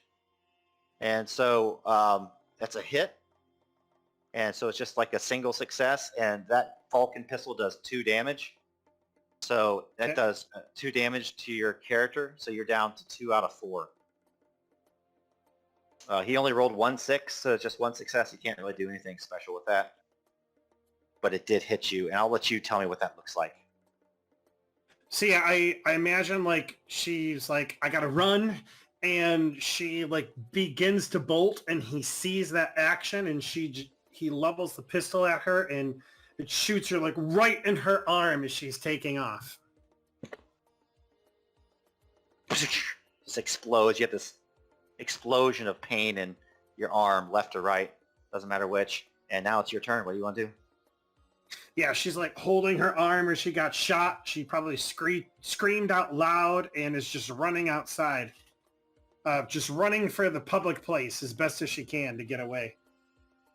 She's just going to sprint. Use all 3 action points to just sprint away. Yeah, can I make it outside of this medical facility by the end of my turn? You can make it like right to the door, I would say. And remember, I role-played it, how you guys went around a curve. Remember, like when you came in? Yeah. So you're out of their sight now, right? Yeah. Okay. Yep, so that's what you do.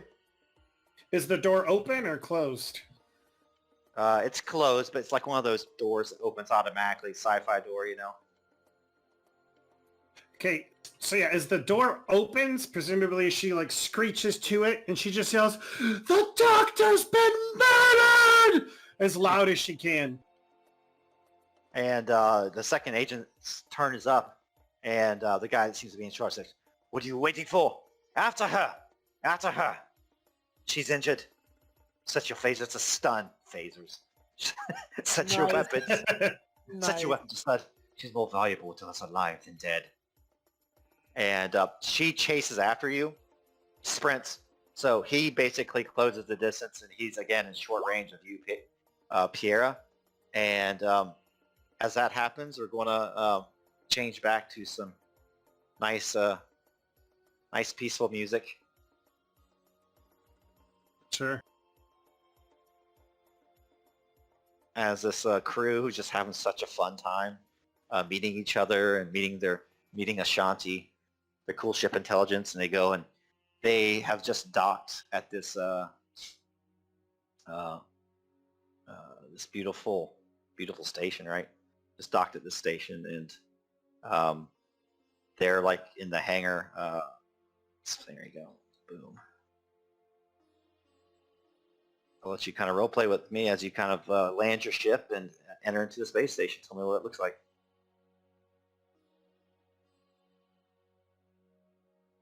So as the Crimson Wish kind of glides towards the station, and Ashanti is communicating with AI or other members of the station to get clearances to land and which landing pad to land on. And as all of that is going on, Pasha over the intercom, "So Hakam, where are we supposed to meet your package that we have to transport?"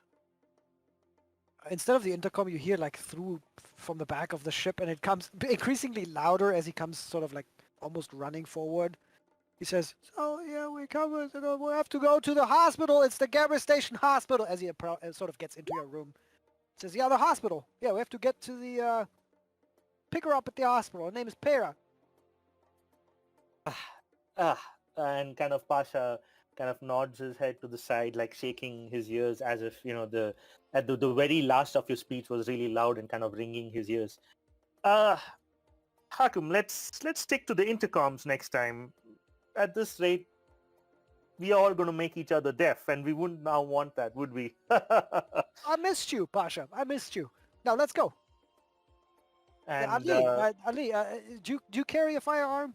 We might need one. Oh, he's looking like, do you want me to get ready for a battle? I could put my armor on if you're expecting trouble.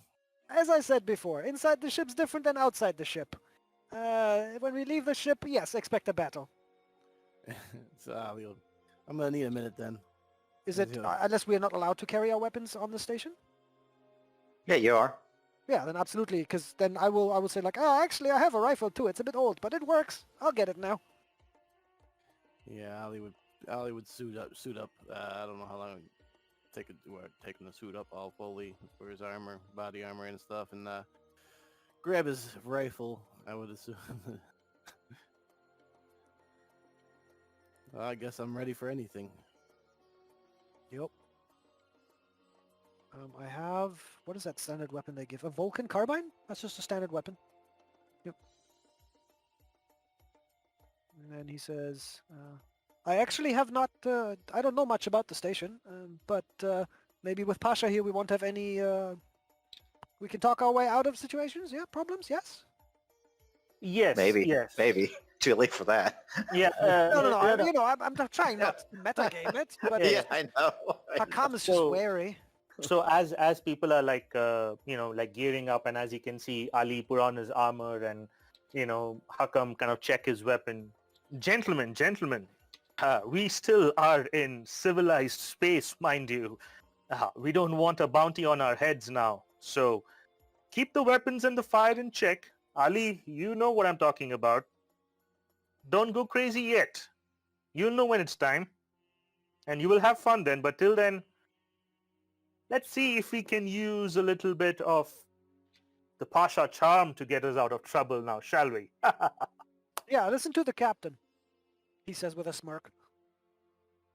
But if the charm doesn't work, you bring the harm. And he kind of winks at them. Mm-hmm.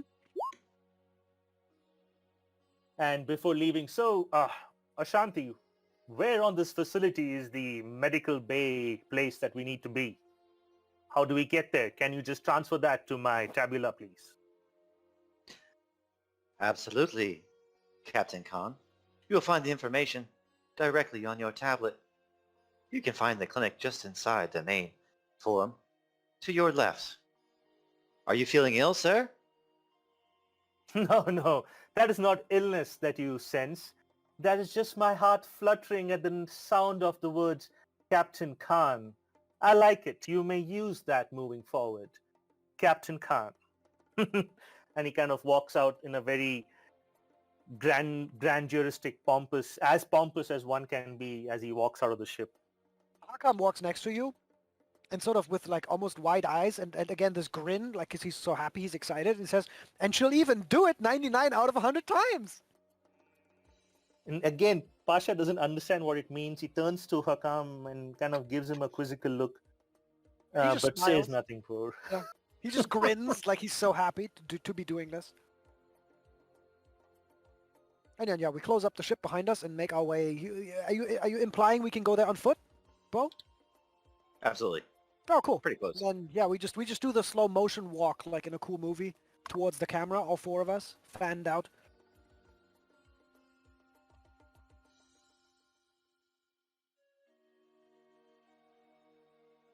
Got it. Mm-hmm. And you gotta walk there with style. Yeah, a lot of style. Uh-huh. And you walk out of the hangar into that main auditorium or forum that Pisha and her late uncle did as well. And at first, it's business as usual. You see the throng of folks in their colorful clothing here and there. Men and women are sitting outside on verandas having a cup of refreshment. But then breaking the silence, you hear that first shot, and that would be the uncle going down, and that's just followed by a scream, and then after that, you hear another blast and another scream, and like all of a sudden, the crowd just disperses, and everybody starts to yell and run for cover. Very quickly, the place starts to empty out. You can see the clinic up here just to your left, and you see even like rounds flying out of that thing, just exploding against the wall. You see shrapnel, and you don't see Peisha yet. She's almost to the door. What do you guys do? Peter, you actually know, and this is interesting probably to Ali and the rest of the group. You might have been right in your initial assessment because Hakam immediately like drops to one knee. His eyes go wide. He goes like, what is it? The blood sort of drains out of his face, and he, instead of like raising his gun and looking where, you know, combat is happening, he looks sort of in your direction to see what you do. So it becomes obvious to you that he is not battle hardened. Ali, as he hears the commotion and sees Hakim get down, he's gonna level his rifle. So he's bringing it up to his his cheek level, so he can look down the scope as he starts making his way towards the commotion. She, like, Pasha looks at Ali. Ali, take the lead. We're right behind you. Yeah, I got you. And he starts kind of doing a little strafe shuffle as he's not trying to go at it at the angle. He's trying to cut some of that pie off the doorway there. Through your adrenaline from back behind you hear something like, she's do I know at all how she looks? Like, would he be able to give any clue to them so they don't shoot her? Was I told anything? Yeah. You probably given like some pictures and videos and everything. You know exactly what she looks like. Is she She's like also brunette, going. brown-haired? Is that brown-haired? Yeah. So he, from Yeah. behind he would say, she's, don't shoot a brown-haired long, you know, woman. She might look like she got money. And then follows behind as the fourth. And I want you guys to enter the initiative at this point. Try to do it yourself. I changed some settings. I want to see if it works. Does it work? It does. Nice.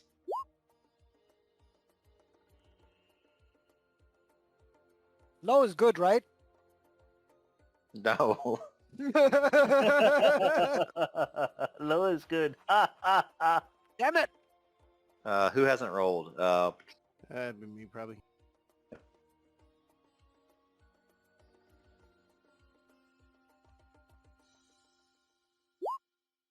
Yeah, well done. But it's pretty much as we role-played it. The dice don't lie. That's right. He takes point. Hakam is at the back, or Hakam is at the back, you know.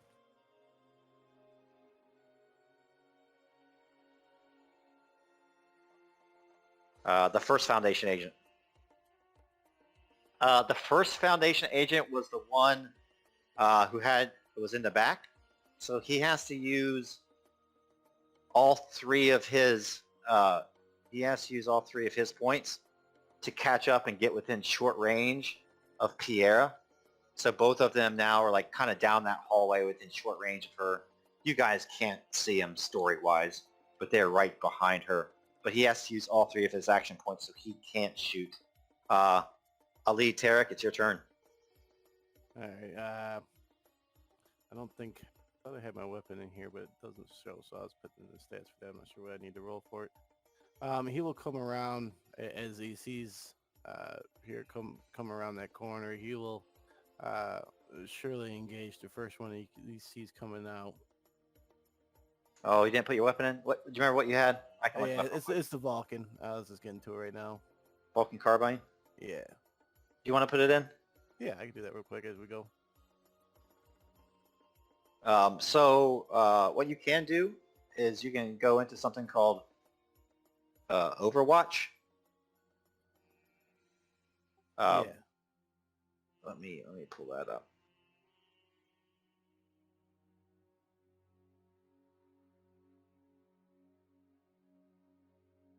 It's a 1 AP fast action. Yep. 1 AP fast action. Okay. So you can assume Overwatch position, aiming in a specified direction. So you would be aiming towards Peira, right? and that means you're ready to fire your weapon in that direction. During this time, you can fire a normal shot. So whenever somebody is visible, you can pop off your other 2 action points to fire a normal shot. I think that would probably be a pretty good action for you. Okay. All right, so you're in Overwatch. You have your rifle trained on Peira. You would be in medium range for right now, okay? All right, sounds good. Peira, your turn. You see these So, guys yeah. kind of walking towards you. They're the only 4 people not running away. Yeah. I'm thinking, like, if I was her, she would see these 4 guys approaching her. She's just attacked, and one of them has his gun trained on her. So she probably just screeches out loud and runs the opposite direction as them. Perfect. Nice. I like it. All right. And that'll be her whole action, is just moving as far as she can. She's gonna. I don't know if I can kind of get down this hallway, but maybe she'll try and like break line of sight and just. Yeah. Yeah. That's absolutely perfect. Yep. That sounds good. Ibrahim. Ibrahim sees Peira running and yells, "Cuddle, quickly, this way! We have to save you!" Yeah, you can roleplay that. You can hear him. So so Peira could hear Ibrahim. Yeah, you can hear him yell out. Who sent you? Ibrahim kind of looks to the others and shrugs. "I meant them Asad." You don't know who that is. Yeah. You gonna do anything else besides yell, Ibrahim? Can he see the Foundation guys yet? They're not out there yet, but you could go into Overwatch as well. if He you'd like. will. Then that's what he will do.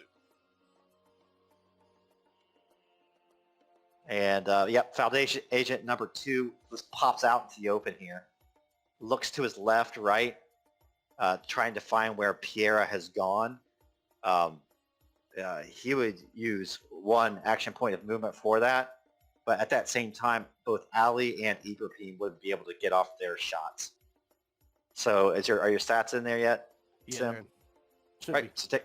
so take a medium shot at this guy, medium range. All right. Where is it at in the character actions here? Is it primary Yep. attack? What? Range combat, yeah. Boom. You good with the 1 success? Yeah. 1 success will be fine. Okay. And how many damage does your weapon do? There's 3. Yeah, in the roll itself. 3. Oh, yeah. Damage 3. I didn't see that there. That's nice. So yeah, no armor on this guy. So tell me what it looks like. Where does it hit him? What does it look like? So as he turns the corner, as he's level now, he's doing a side shuffle, and Peira comes past, and he sees the Foundation come out, and he kind of levels right into his chest area, and just unleashes a little fun for him. And Ibrahim, you get your shot off as well. And you said this was medium range? Yes, sir. So Ibrahim has no chance of hitting him because Ibrahim's weapon is short range. But You can do it with a -2 penalty. So modifier would be a -2. Okay, we'll do that.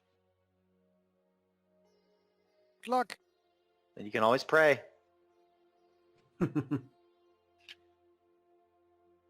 Use the force. So out of curiosity, how do those Hey! negative penalties work? Hey! Does that subtract dice from the roll? Yes. Yep. Awesome. So Nice. he just happened to roll a 6. So Very nice. I don't know if you would pray. I'd probably just take that. What damage does yours do? Probably 2. 2, yeah. So he's down to 1. He's on his last leg here. What does that look like?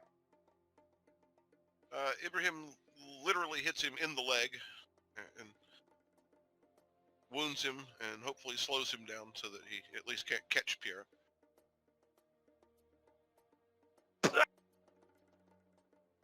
He kind of calls out to his comrade, "Don't let her escape!" For his other 2 points, he drops prone. He drops prone and just inches his way. Yeah, just drops prone. Okay, he's too hurt. He can't do anything else. Pasha Khan, your turn. So I just want a quick question. Can I go around these guys towards where Peira is running? Mm-hmm. Okay, so Pasha looks at Ali. Take care of this, and he starts. He uses all his 3 action points to sprint and catch up to Peira. Yep. Starts shouting, "Wait, child! We are here for you! Don't make matters worse and run where we cannot catch you!" And it's an action move. You can talk. I mean, so. Yeah. So as he's running to catch her and get her out of harm's way, he's screaming like, "Wait, child! We've been sent for you to take you away from here. Do not run. Come with us." That's literally what they said as well. That's awesome. She just books it. That would be all 3 of yours. Hakam, you're up, Mr. Engineer. In an inspiration of trying to be brave, I'd like you to check if my intention could be okay. I would like to run up to that door next to the Foundation agent and use mechanics to make it close and stay locked. Some way to close the door, some sort of panel. Like, I'm sure the hospital has an exit door. Yeah, I'd say 2 action points to reach it, and then 1 for mechanics. Yeah. Make it so, and the other guy will be trapped in there.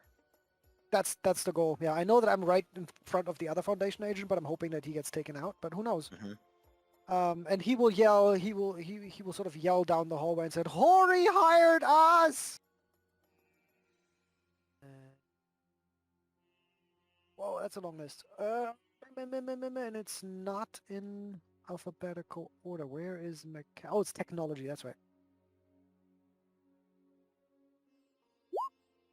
Ooh, harsh.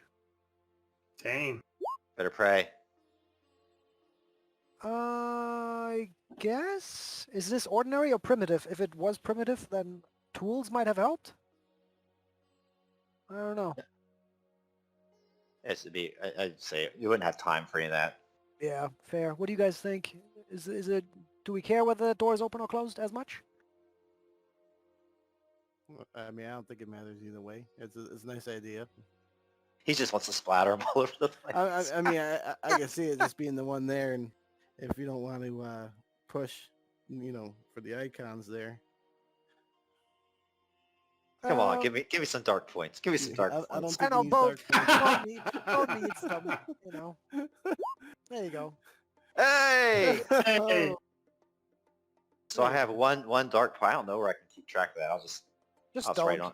I'll just Just write. no, you don't I'll have just to. write it down here. We got you. We'll do it for Oh, you. yeah. Yeah. Yeah, Get the door I'll closed. take- And What does it and look locked. like though as he's sealed inside? So Hakam runs up. It's a standard. I mean, he grew up on a space station, and this is a space station, so it's sort of the standard model door that he understands quite well. And so he runs up, and quickly sort of closes the door and knows where with his fingers to pry off a wall panel and just pull one cable that he knows is the cable that provides power to the door. Nice. You just hear somebody's, "Ugh, you bleeding bastard! Let me out of here! Let me out of here! You're gonna pay. The Foundation's gonna make you all pay." And that's all 3 of my IP. That's it. And Yep. we're back to the top. Ali, it's your turn. Right now, so the scene is Pasha's kind of down here yelling at Peira. Hakam is running and yelling at Peira. He slammed the door down. Both Ali and Ibrahim have their weapons trained on that Foundation agent number 2. What are you going to do? You're at medium range still. He'll so let's see. He can move one for one action point, and then he can aim and shoot again, right? All together with all three. Aim is just a 3, yeah, so you wouldn't be able to move to get closer. All right. So Numerically, it'll probably be like a wash. yeah. So he'll do the aim and fire. Probably going to take him out. Hopefully. All right.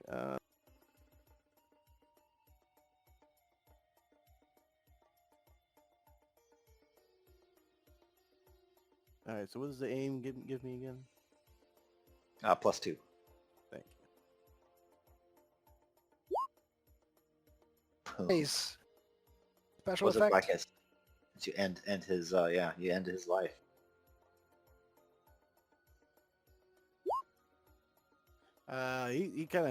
He goes up and as the Fanasia comes out and takes a few hits from them the first time, he just kind of levels up and aims a notch higher, going for his kind of aiming for his chin area, right? And just starts letting go and watching him fall down as he gets hit. He starts to scream out and then gets hit by those Vulcan rounds and just lays lifeless on the floor with a hole through his head. That's your turn. Peira, you're up. So yeah, Peira probably stops in her tracks. You when guys she still hears- hear the "Let me Yeah, out." Yeah, she hears the gunshots. She hears Hakam yell, "Hori sent us!" And so she stops in her tracks, looks back at Pasha, who literally said the same exact thing as the Foundation agents, and it doesn't. I'm going to say that she doesn't run, but I'll just delay until like after Hakam. Can I do that? Yep, Yeah, you can so- delay. Yeah, you can delay however many action points you want. So So yeah, I'll just delay all three of them based on what happens next. yeah, the way delay works is you just basically delay. You just move down in the initiative however much you want, and that's just where you act in the future, if that makes any sense. So you Sure, would that makes increase sense. you would increase your initiative. So you go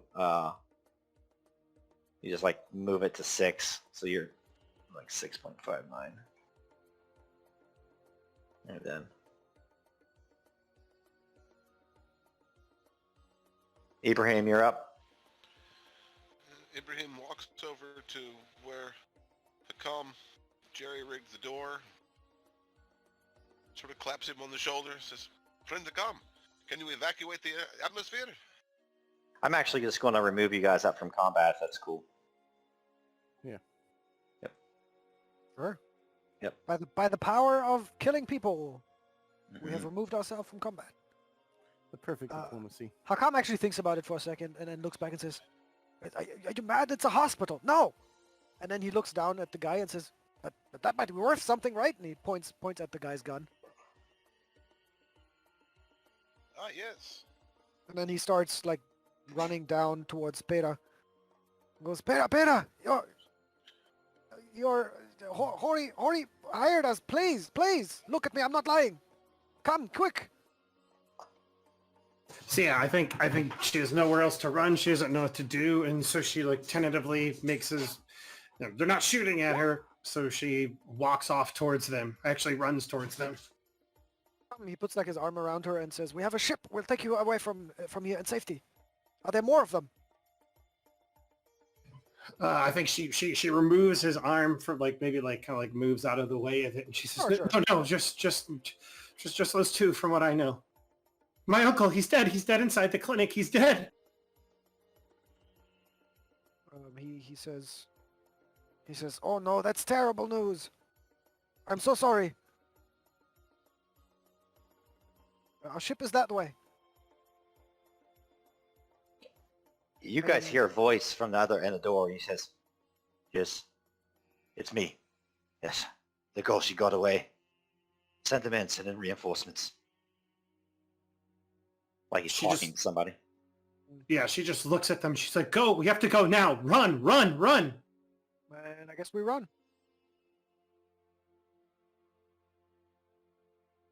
I'll let you guys just role play what it looks like as you kind of run out of the clinic towards the ship. Role play as I resize your tokens. So, So how- yeah, go ahead, Akam.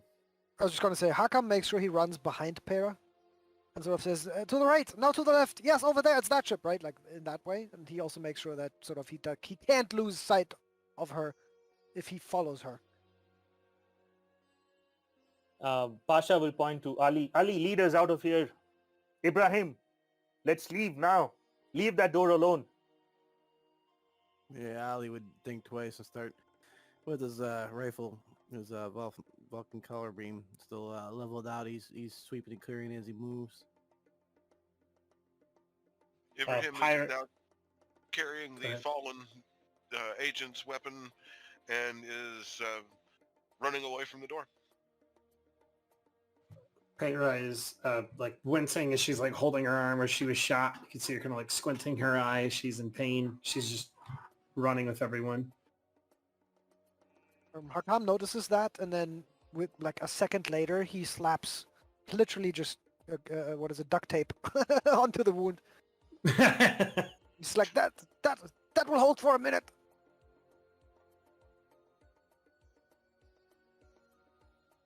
Keep going. Just looks at him and just nods and is running. Tears are probably coming down her cheek during all this too. Yeah. He feels horrible about it because again, like he's a family person and he really knows what that means. He runs up and goes, Ashanti, open the door. I'm not sure if we have to ask Ashanti to open the door, or if we have some keypad, or we do. It's a magic clapper. You clap twice, the door opens. I don't know. Yeah, it probably has like sensors, like some optical sensors that notices when you guys are approaching. Ashanti says, "I didn't expect you back so soon. Was there difficulties?" Yes. Shooting. People dead. Open the door. Let's go. Very well. Would Fire you up the like me engines. to We're leaving. begin startup sequence? Yes. Peter, get in. Meet Ashanti. Ship AI. Hi, Ashanti. Okay, everybody in. And you actually notice that Hakam doesn't leave the exit and door until everybody is in. He wants to make sure everybody is safe. Yeah, Ali'd be the last to walk in. Well, and then after you literally see him go, like hit the button theatrically, right? Hit the button that closes the door. Captain Khan and Hakam, why did you keep bringing more people on board? We are not an orphanage. We're a family now. Shut up and get us out of here. Very well. I will shut up for now. And then he looks over to Ali, like he's huffing, huffing and puffing, right, from the adrenaline. It's just like, you okay, Ali? Did you get hit? And you see him actually holding duct tape. I kind of look at him. Nah, I'm fine. Okay. And then he sort of catches himself and then yells around and says like, maybe there'll be combat. I don't know. I'll be in the engine room. Wincing in pain, Peira just says, "Do you have a med bay?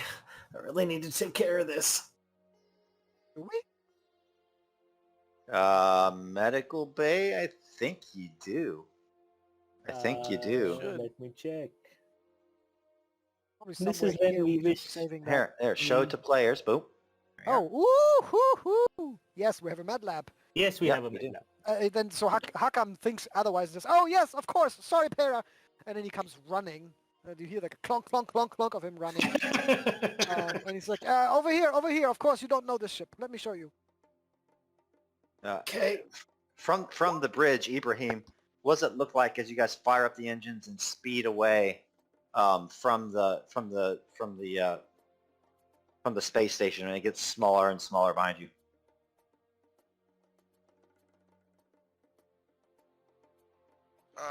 The ship comes rocketing away from the station. sort of rolls and banks into a turn, picking up speed as it goes, and suddenly does that sort of Star Trek-esque, the light sort of elongates and winks out.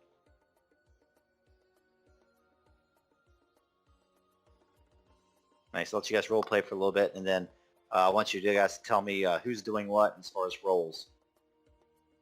You kind of discussed that already, but Yeah, how does this work? The ships here, you can go through the portals, which literally is like Stargate, right? Is it you just go through and come out somewhere else far away? yeah, it does take a bunch of preparation. And then otherwise, how do the ships move? Like FTL drives? Like warp drives? Is that what it is? No, they're just like it's basically kind of like the Expanse. Oh, so they just have to like full thrust for a while and then turn around Yeah. and go full thrust? Yeah, okay. Yep. Interesting. So yeah, I think Peira is she kind of can't do anything exceptionally well. She's kind of a jack of all trades, and so she has a 1 in science, a 1 in data gen, and a 1 in metacurgy. So she's a medical student, and so that's where her thing. That's where her. Makes you the doctor. Yeah, I think storytelling-wise, we wouldn't expect her to now run to the guns, either. She's got shot, and it's okay for her to fix herself up. Yeah. So he'll bring you to the med lab, and you'll notice that the med lab has been like hardly used at all. That doesn't mean it's in a bad state of repair or anything. It's just it doesn't look like it's been used much. But things are labeled and they're where they're supposed to be, so you get a sense of Hakam keeps things sort of neat if he can. And he sort of just looks around and points at things and says like, I'm not good with patching people up. Sorry about the duct tape. I'll have to make sure the ship runs. Just use and he points at the intercom. Just use the intercom if you want to talk to Pasha, or just yell really loud if you want to talk to me. Yeah. Oh, by the way, Pasha is the captain. He's the one with the turban. Yeah, she's nodding, doing all of this. Probably sweat coming down her brow just from the pain. Was she shot with like a ballistic, like an actual pellet, or is it kind of like almost like a laser fire and it left a scorch? They're like the bullets are like almost little miniature rockets. They hit and shit. just explode. Yeah. Yeah. Okay, It's brutal. I mean, if you notice, you only have 4 hit points basically. So I mean, you're happy. Yeah. Yeah, I'm at half health. So yeah, she'll, her arm's like probably super messed up, and she's just like nodding and kind of like sweating through it, and probably like with one eye closed, sweat coming down her face. She's just like looking for whatever she can to patch herself up. So I'd like to do a metacurgy check on myself to do first aid. Nice. Let's go be with a -2 penalty doing on yourself there, girlfriend. Well, Okay. But you're in a med lab. I hope so. So +2, so it evens out. So nothing. All right. Oh, Oh! wow. Nice. The number of the beast, 666. Beat the odds.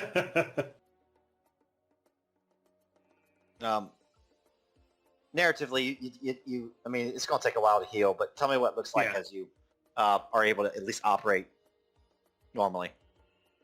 Yeah, so I kind of suspect she like gets like a piece of leather or something tough and like puts it in her mouth and just like bites down on it, and with her other hand she's like picking shrapnel out of her arm. You can kind of like see her wincing in pain as she's doing it, as she's just like pulling all of it out, and she like bandages it up shortly afterwards, and kind of like stumbles towards a cabinet where maybe there's some, I don't know, the equivalent of Vicodin or painkiller. I mean, she would know, being a med student. Down some, and then just like passes out in the patient chair. Nice. By the way, as you do that, just before Hakam leaves, he's pretty scatterbrained at this point, still high on adrenaline, so he almost runs out. Then he stops, turns around, runs back to you, puts his hand on your non-injured shoulder, and then looks at you and says, "I'm so sorry about your uncle. Where I come from, family is very important." And then he remembers to run away and runs away. So she's probably like, yeah, add crying to all of that while all of this is going on, because she's like dealing with physical pain and emotional pain, all of it intermingled.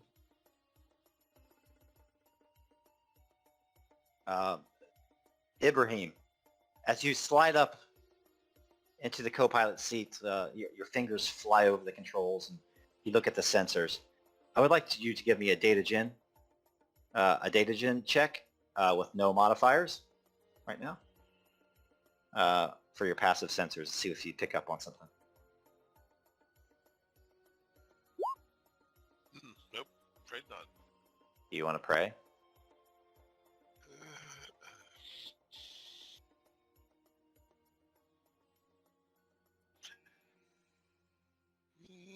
Yeah, let's see if maybe we can find out what's out there.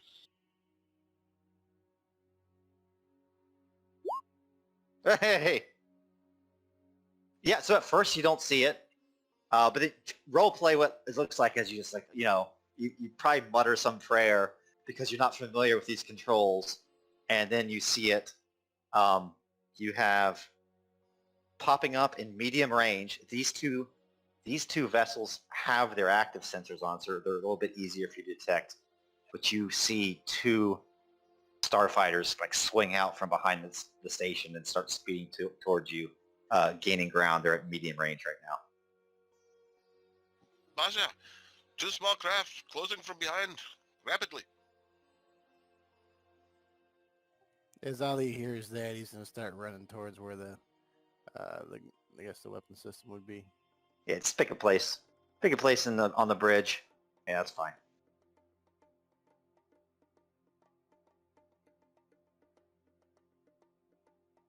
Rest of Just you 1 guys, minute. Yeah. you should be able to see outside the little starships there, right? Yeah, the two of them. Yep.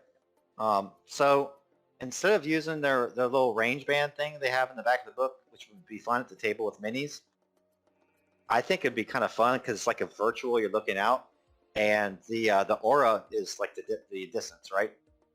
So right now, these things are at four combat units away, which puts them in medium range, or medium range from you. And like orange is medium range, and it's just like, blue is extreme, green is long, orange is medium, and then it gets closer and closer, if that makes sense. Trying to remember what the contact is. Red, yeah. Cool. Medium. There we go. All right, what are y'all doing? Pasha, when Ibrahim tells him there are two ships out there, do we know what kind of ships they are, like starfighters compared to our ship? Actually, you do. Ibrahim, you rolled an extra success on that. Okay. So, yeah, you can tell that they're starfighters. You can't tell what weapons they have, but you can tell their weapons are powered up, and you can tell their vector that they're closing with you. They're small, fast, and armed, cousin. I believe they're starfighters. Very well. Let's see what this ship can do.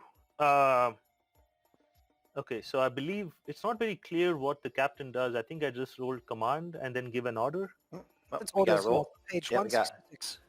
Yep. So we'll roll initiative first, Okay. and so for ease, Should I roll my initiative or the ship's initiative? no. So what you do, it's going to be the only people that roll initiative for ship are the captains. Okay. So what I want everybody to do, if you open the Crimson Wish token, Uh-huh. you can enter your name in on what you do. I think you already did yours, Pasha. Yeah, but I clicked it from my token, not from the ship's token. Yeah, but use command instead of just rolling a random d6. For like normal combat, like on the ground, Uh-huh. you roll just like a normal d6. It's very random. So this is different. Okay, so I So- just go to my so- character sheet and roll. So you, Command. what you would do see the Crimson Wrist. The reason I want to do this tonight is just so we get our feet wet with this. Okay. So you would click on the Crimson Wrist token, and then you have already put yourself in that captain's slot, right? Yeah. So all you would need to do you would go under command. Let's see here. You mean character actions and then command? Yeah. Crimson Witch character actions.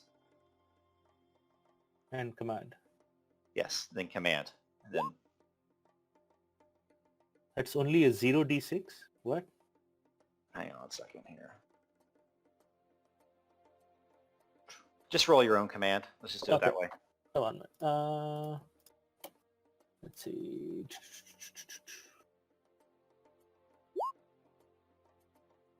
Wow. Nothing. I'm definitely going to play to the icons. We're giving Bo so many dark points. Yes. Did you get anything? One. There we go. One. Let's see what they get. You're going to probably go before both of them because they're not very good at it. And one, but your rank is higher than them, so you tiebreaker. You go first, and then the other one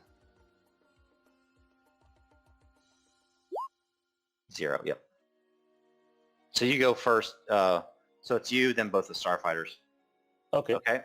Yeah. And so the way the combat round works for ships is command. There's phases. Okay. So there's the command phase, the engineering phase. Can't remember if it's sensor or pilot, but it is. Pilot phase, sensor phase, attack phase. Mm-hmm. There we go, right there. Order phase, engineer phase, pilot phase, sensor phase, or attack phase. And so what you would do for the order phase is all captains would choose their order secretly and roll a command to see if they get a bonus. Okay, so both of the starfighters and you will choose their commands, okay? Okay. How do we do that? Do maybe both of you type it in, but don't press enter until both of you are ready? Yeah, probably here. That's probably the way to do it. And then when you both say, then both of you just press enter and it shows? Yeah. It's going to be pretty easy what I'm going to do for both of my guys. It's going to be attack, right? Fly away. So, yeah. One of them got 0. They're both identical. Both of them got 0.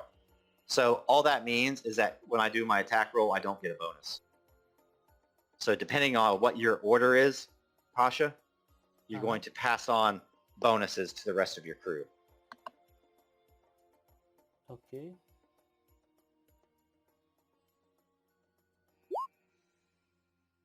Boom. So that'll be a +1. And if all we do, remember our group bonus is if all of us go, let's fuck these guys, we get another +1 before our group talent. That's right.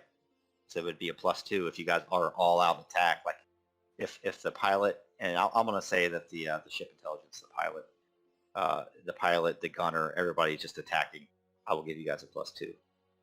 So what does that look like as Pasha yells out the command to like attack these guys? Yeah. So as soon as Ibrahim says that there is 2 starfighters, closing in on our vector, I do not know what they want with this child, and I'm not certain what this child means to them. But this is not the way to treat a child. If these men want to die, then they will die at our hands. Attack, everyone! Take out these starfighters.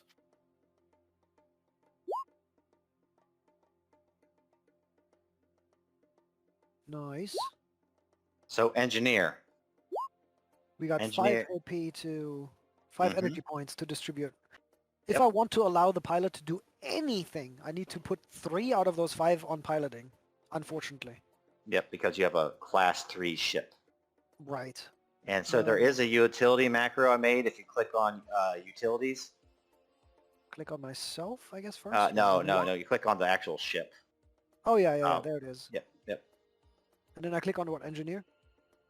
Um, Ship energy? There's a section called ship energy with like display, Yeah, engineer, the pilot gunner. so I set it up so anything you do through the ship, you actually click on the Crimson Wish icon and not yours, if that makes sense. I did, yeah. Yeah. So how So would I designate energy going places now?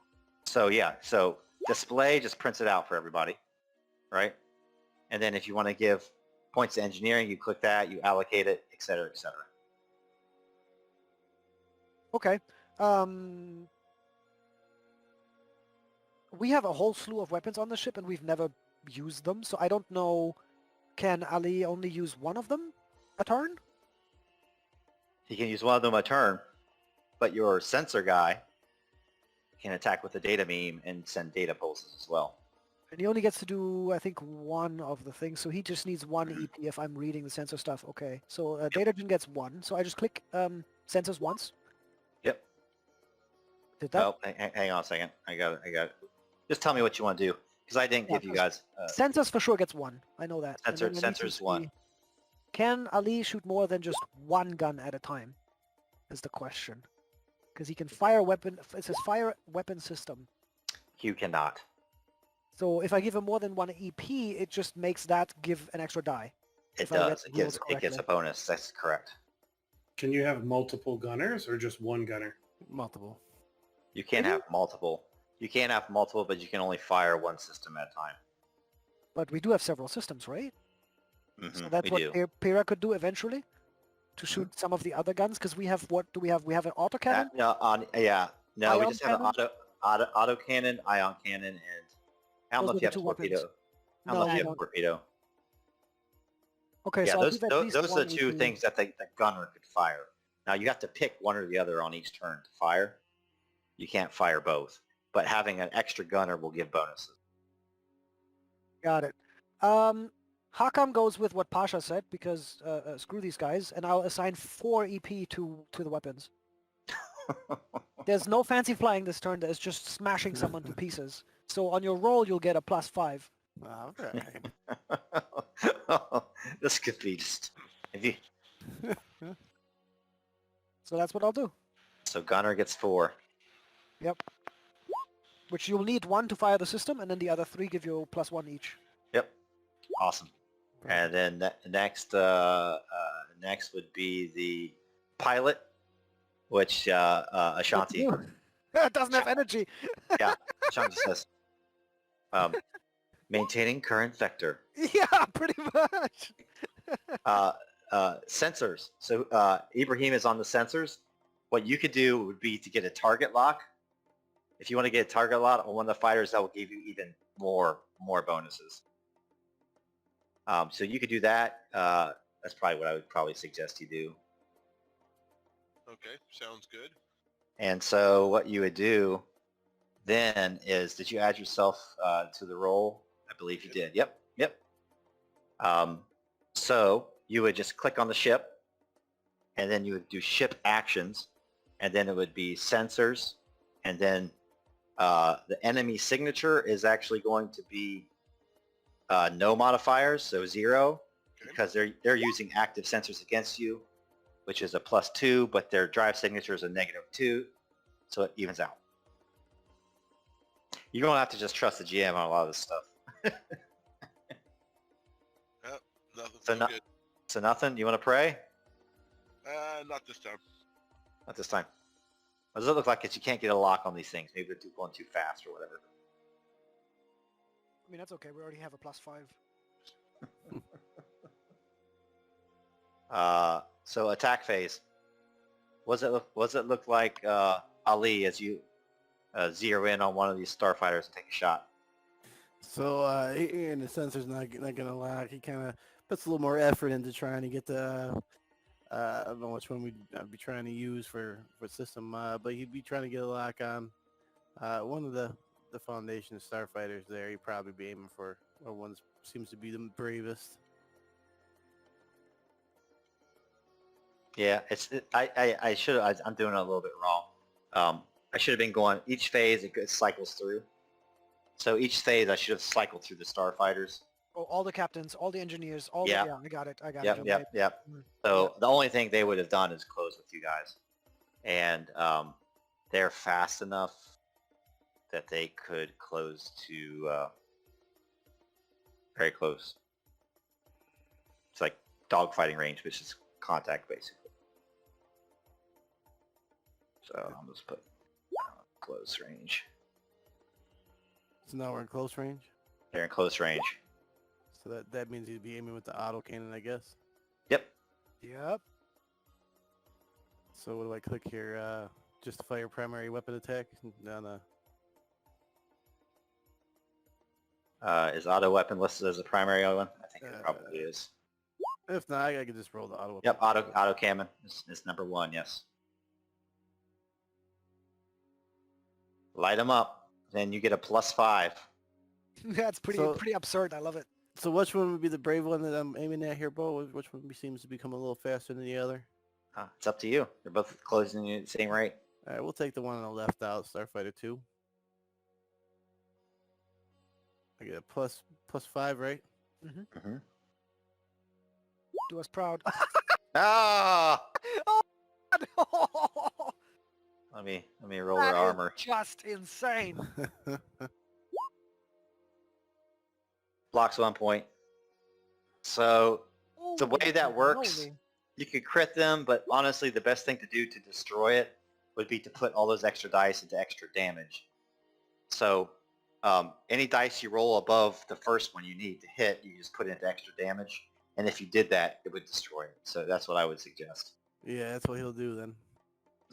Tell me what that looks like. So as he sees one Starfighter 2 approaching, and he getting lined up with doing what the sensors couldn't do, get his aim down. Luckily, it's not his first rodeo. He just unloads with the auto cannon. Well, splash 1. The other one just zooms above you. And another auto cannon. So like you see in The Expanse, how like those tracer bullets are like, you guys are rolling around each other. That's what it looks like. This is not Star Wars. This is more like a little grittier stuff. And so it fires its auto cannon as well. And let's make that happen here. Primary weapon attack. Nothing. Oh, but I'm going to use one of my dark points because I'll get to reroll. I'm going to use one of them. No. Rude. But fair. Hey! Wow. So I'm going to put the extra point into damage. And so I would do damage to, that would be 3.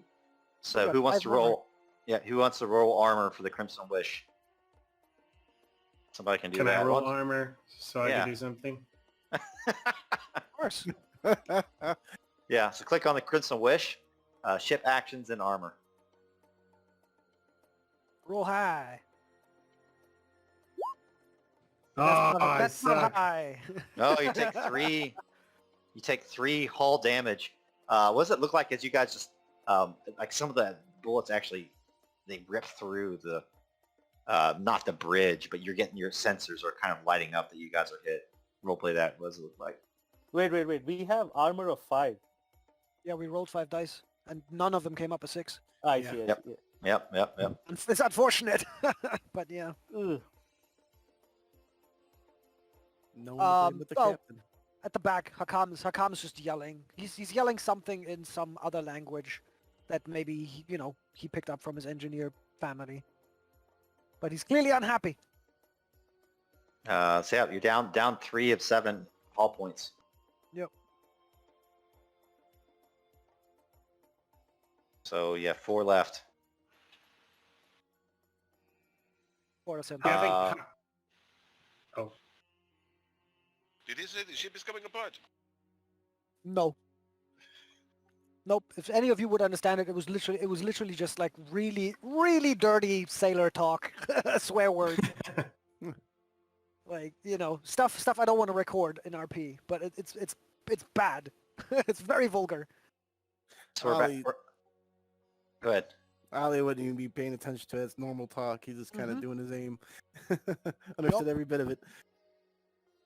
I'll quickly read up on repairs. By the way, Bo, so before we get too far away, that roll we did before to destroy Starfighter 2 was so spectacular. After combat is over, could we perhaps negotiate about doing what we set out to do, which is to salvage ships? Oh Because yeah, absolutely. Right, because we could also have used it all Oh to yes, back on yes, crits yes, to yes, disable the ship, but yes, be able yes. to maybe just tow it as a trophy afterwards. Yeah. So this thing's just is hanging in space, right? Yeah, because maybe he nailed just the cockpit or something like that, right? It was something spectacular that allowed us to maybe salvage part of the ship. Yeah, you'll still be able to get some stuff from it. Nice. All right, Cool. so we're back to the top of the command phase. Pasha Khan, what are you doing at the bridge? Picard.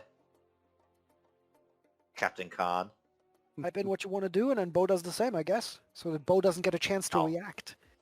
Yep. So how do I oh, we just click on the actions is what you're saying, right? Yeah. Wait, where is that? How do I get to that thing? No, not there. Interesting. I got your utilities pop up. Yes. Okay. Wait. I don't get any modifier, right? Nope. Yes. Oh. Hell yeah. That's Oh, good. wow. That's a good.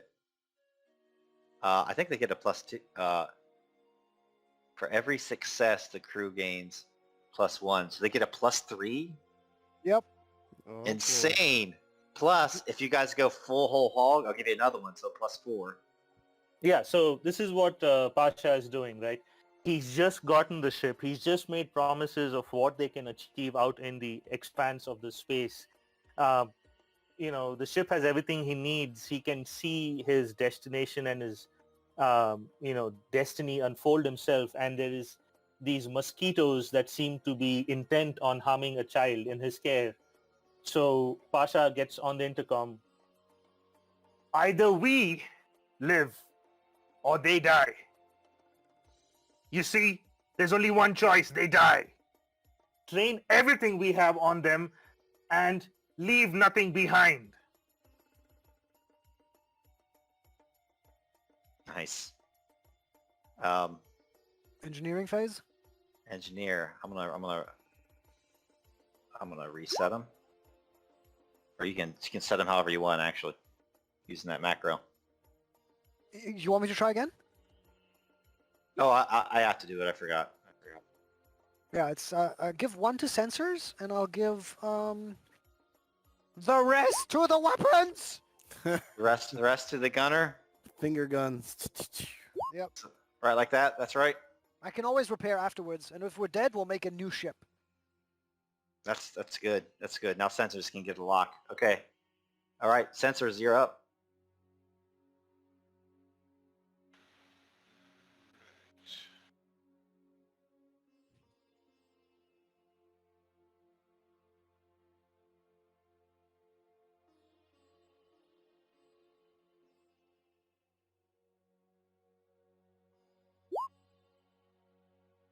Oh no.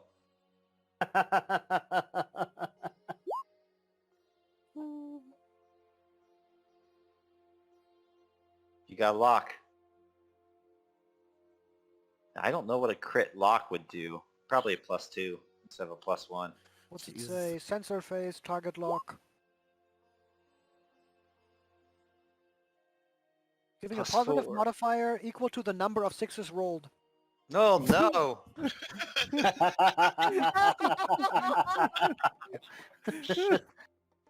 We have reached overkill. We're All at right. +11.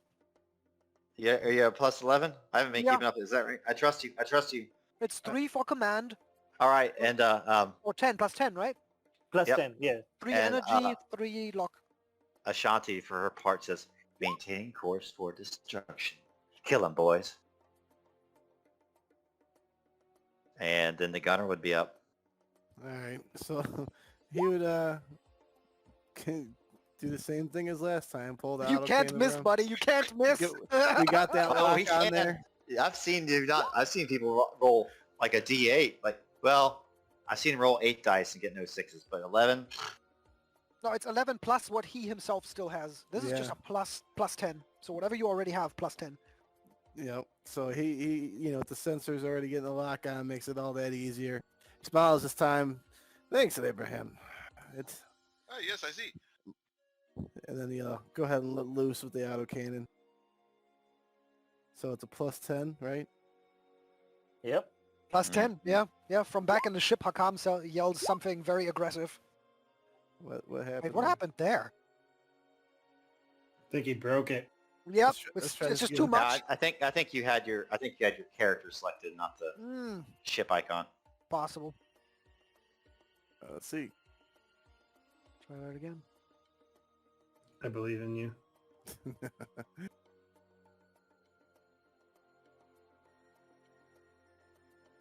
I hear the sound. Oh, there it There is. it is. There it is. Still 20 three sixes. D6. Wow, look how many Ridiculous. ones I got. That was, believe it or not, that wasn't that good of a roll. No, that Oh, it was could have been much hard. better. Damage Average. 2. Target. So now we can, instead of, well, if we pumped it into damage, would it be dead? Is the first question, I guess. Let me see what the armor does. Nothing. Nothing. So yes. Okay, then we don't need to toy around with like disabling modules and shit. We can just say it's dead. Yeah. Tell me what it looks like, Sam, as you take the other one out. So as he starts going, he notices that he sees it getting hit, he sees it getting taken out, but he also notices there's a slight vibration to it that's throwing off his aim a little bit. The ship's already damaged. Damn it. And he'll kind of pull his aim off and sit back.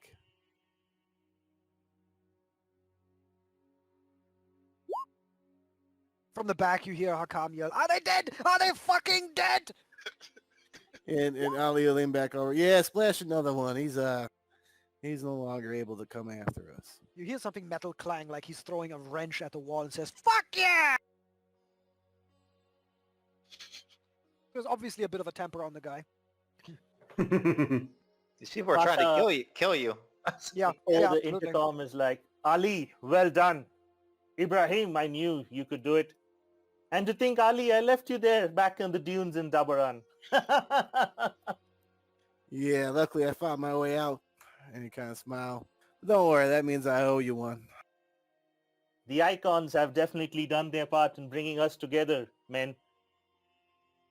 I do Yes. not know what the child portends for us, but if we are to meet such resistance, we have to be more careful and plan well. We can't keep walking into fights like this. We must talk. And then over the what is it, the intercom, you hear Hakam sort of probably louder than he should, but he's like, you hear him like, he's like, okay, quick check. If you have a hole in a wall near you, yell I.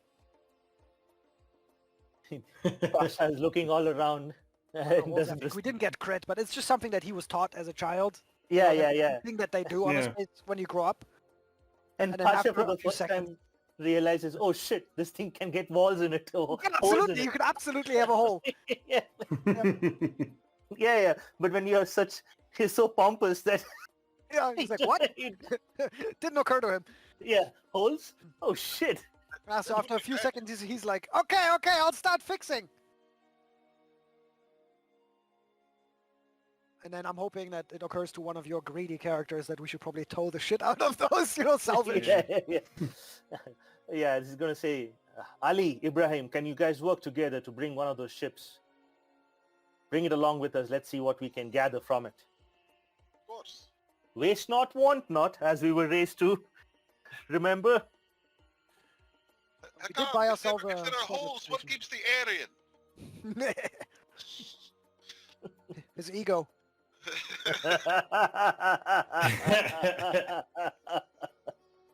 I think all the commotion has probably woken up Peira, and she's just she hears the thing over the intercom, and she's frantically looking at the bulkhead, seeing if there's any holes or anything like that she can help with. Yeah, the salvage station says can be used to salvage ships up to one class below that of our ship, which they are.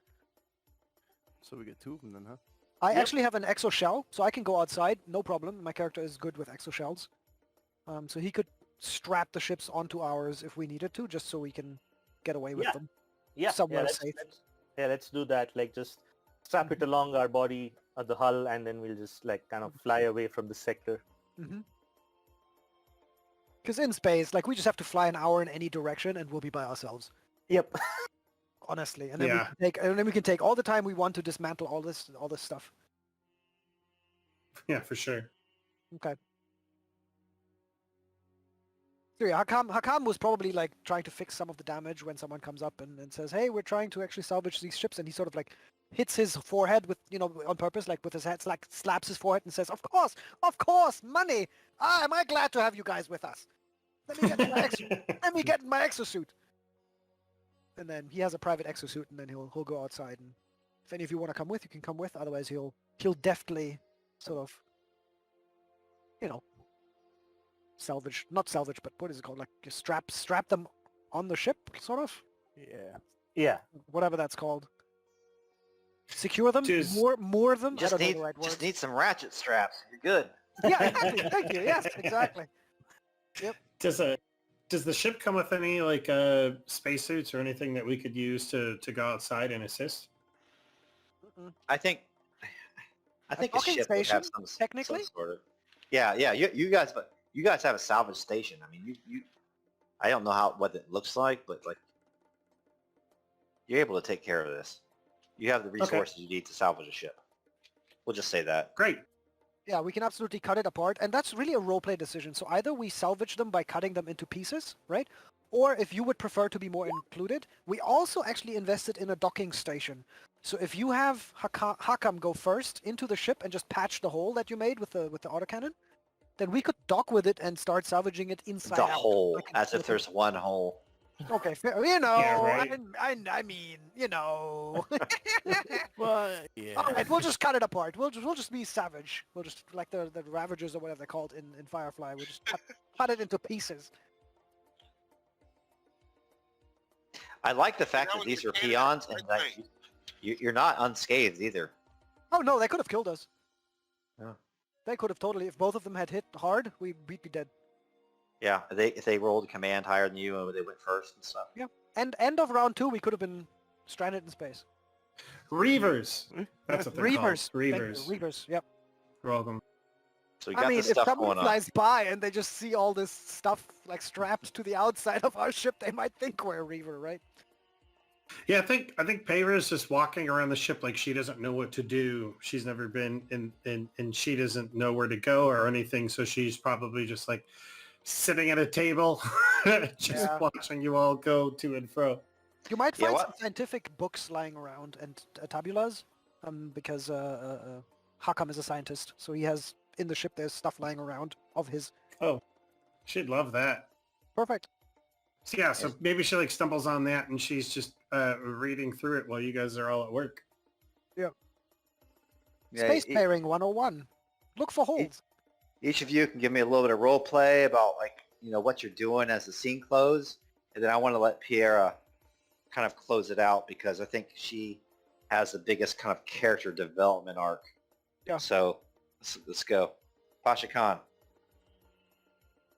So Pasha is walking all over the ship, hands behind his back, very proud with the first space fight that they have completed successfully.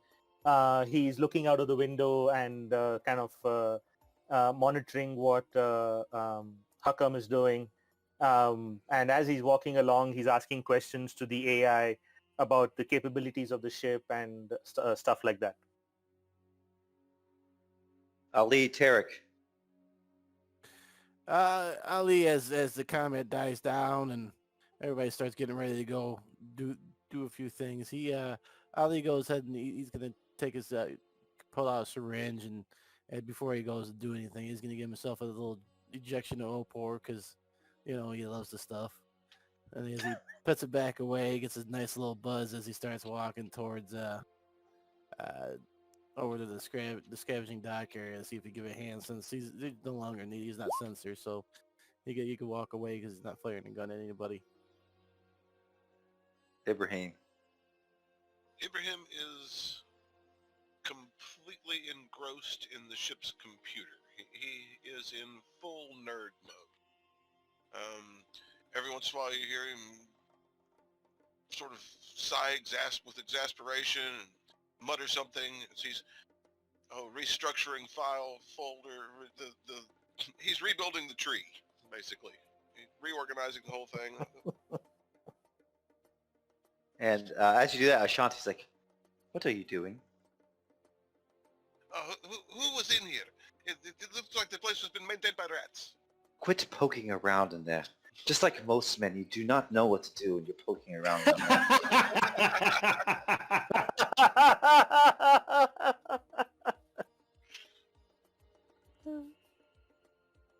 Hakam. Hakam, the thing is, if you've seen, and this is out of character, if you've seen someone like Gordon Ramsay cut apart a chicken in like 30 seconds, Absolutely, I have. I am obsessed with that man. yeah, that's what you witness outside. Like, he is in his element. He takes apart that ship like it's nobody's business, making no extra cut that isn't needed, preserving as much of the value of the pieces, like cutting entire functioning ready-to-sell weapon structures, right? He doesn't just cut it into pieces, but he sort of dismantles it like you would, cut apart a chicken or a fish or something like that. And so maybe that's most notable to Pasha, because outside Hakam just works like a tireless ant, just going around, just cutting, welding, putting things in the hold, and so on. And seems very happy to do that. Like, he's very chatty on the intercom. Peira Contara, you've somehow gone from a relatively sheltered youth to experiencing the growth of new powers through no choice of your own, to being hunted for you don't know why, to having your beloved uncle's head blown off as he was mere feet from you. And now you've found yourself in the company of well-meaning and perhaps noble, but ruffians. So play us out with this thoughts and feelings of Peira Contara. I think Peira's watching everybody kind of in their own element on the ship. Hakam running off, super excited to do this salvaging, and Ibrahim working on the ship's computers. And I picture her kind of like standing up from the chair and slowly walking towards the corridor and just feeling numb. There's just so much that's gone on within the span of 12 hours, probably. Running away, saying goodbye, watching her, and I imagine like as she's kind of like walking, all these images are just like going over in her head, especially the one where she is just sees her uncle killed before her, just gunned down, and the blood kind of like pooling around her foot. I picture her like, in her mind's eye, she's walking as this happens, just trying to find a quiet corner of the ship. And she, in her mind's eye, is looking up at that one agent that got left behind, because the one that ordered the other guy to run after her. And so she finds this quiet corner of the ship, kneels down, and again, she's just numb about everything. Kneels down in this corner, feeling like the cold steel on her legs, maybe the smell of oil in the air from all the salvaging going on. She takes a big breath, lays her hands palm down on her knees, and with nobody in earshot, she wants to do her best to focus to the best of her ability. And with your permission, GM, I'd like to use my Mind Walker talent and focus in on the living agent, if he is still alive, to see if I can see what he's seeing right now. Yep. You see through his eyes. He's been let out of the medic bay of the center. On his right hand is his dead compatriot who's been wrapped in what looks to be like a vacuum sealed body bag, and he has it looks to be like a very blocky appearing laptop type device, a long range transmitter, and you can't read his mind, but you can see through his eyes. He's sending a message in some sort of cipher that you've never seen before. But you hear him say to himself, "Oh, she got away today, but she won't get away tomorrow." And then the scene ends, and that's the game. Hey. Woo! Fantastic. Planet.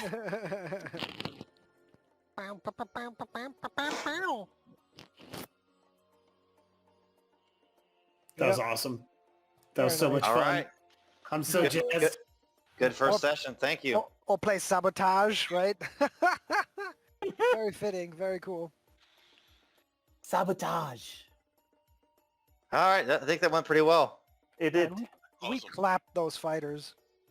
Yeah, They that were was like, nice. "You nice. can't Professor- run," and we're like, "We're not running." Blow him out of the sky. Yeah, We're not trapped out here with you. You're trapped out here with us. Us. pretty much. They're like, "Oh, look, they're delivering us salvage." Gotta Very get it. nice. Not Gotta bad pay for those shares. 3 hours flat. Yeah. It was Yeah, a risky man. move, but it worked. Very cool. So now I guess for next session I wrote as reminders. One, Hakam would just repair the ship, so we'll probably just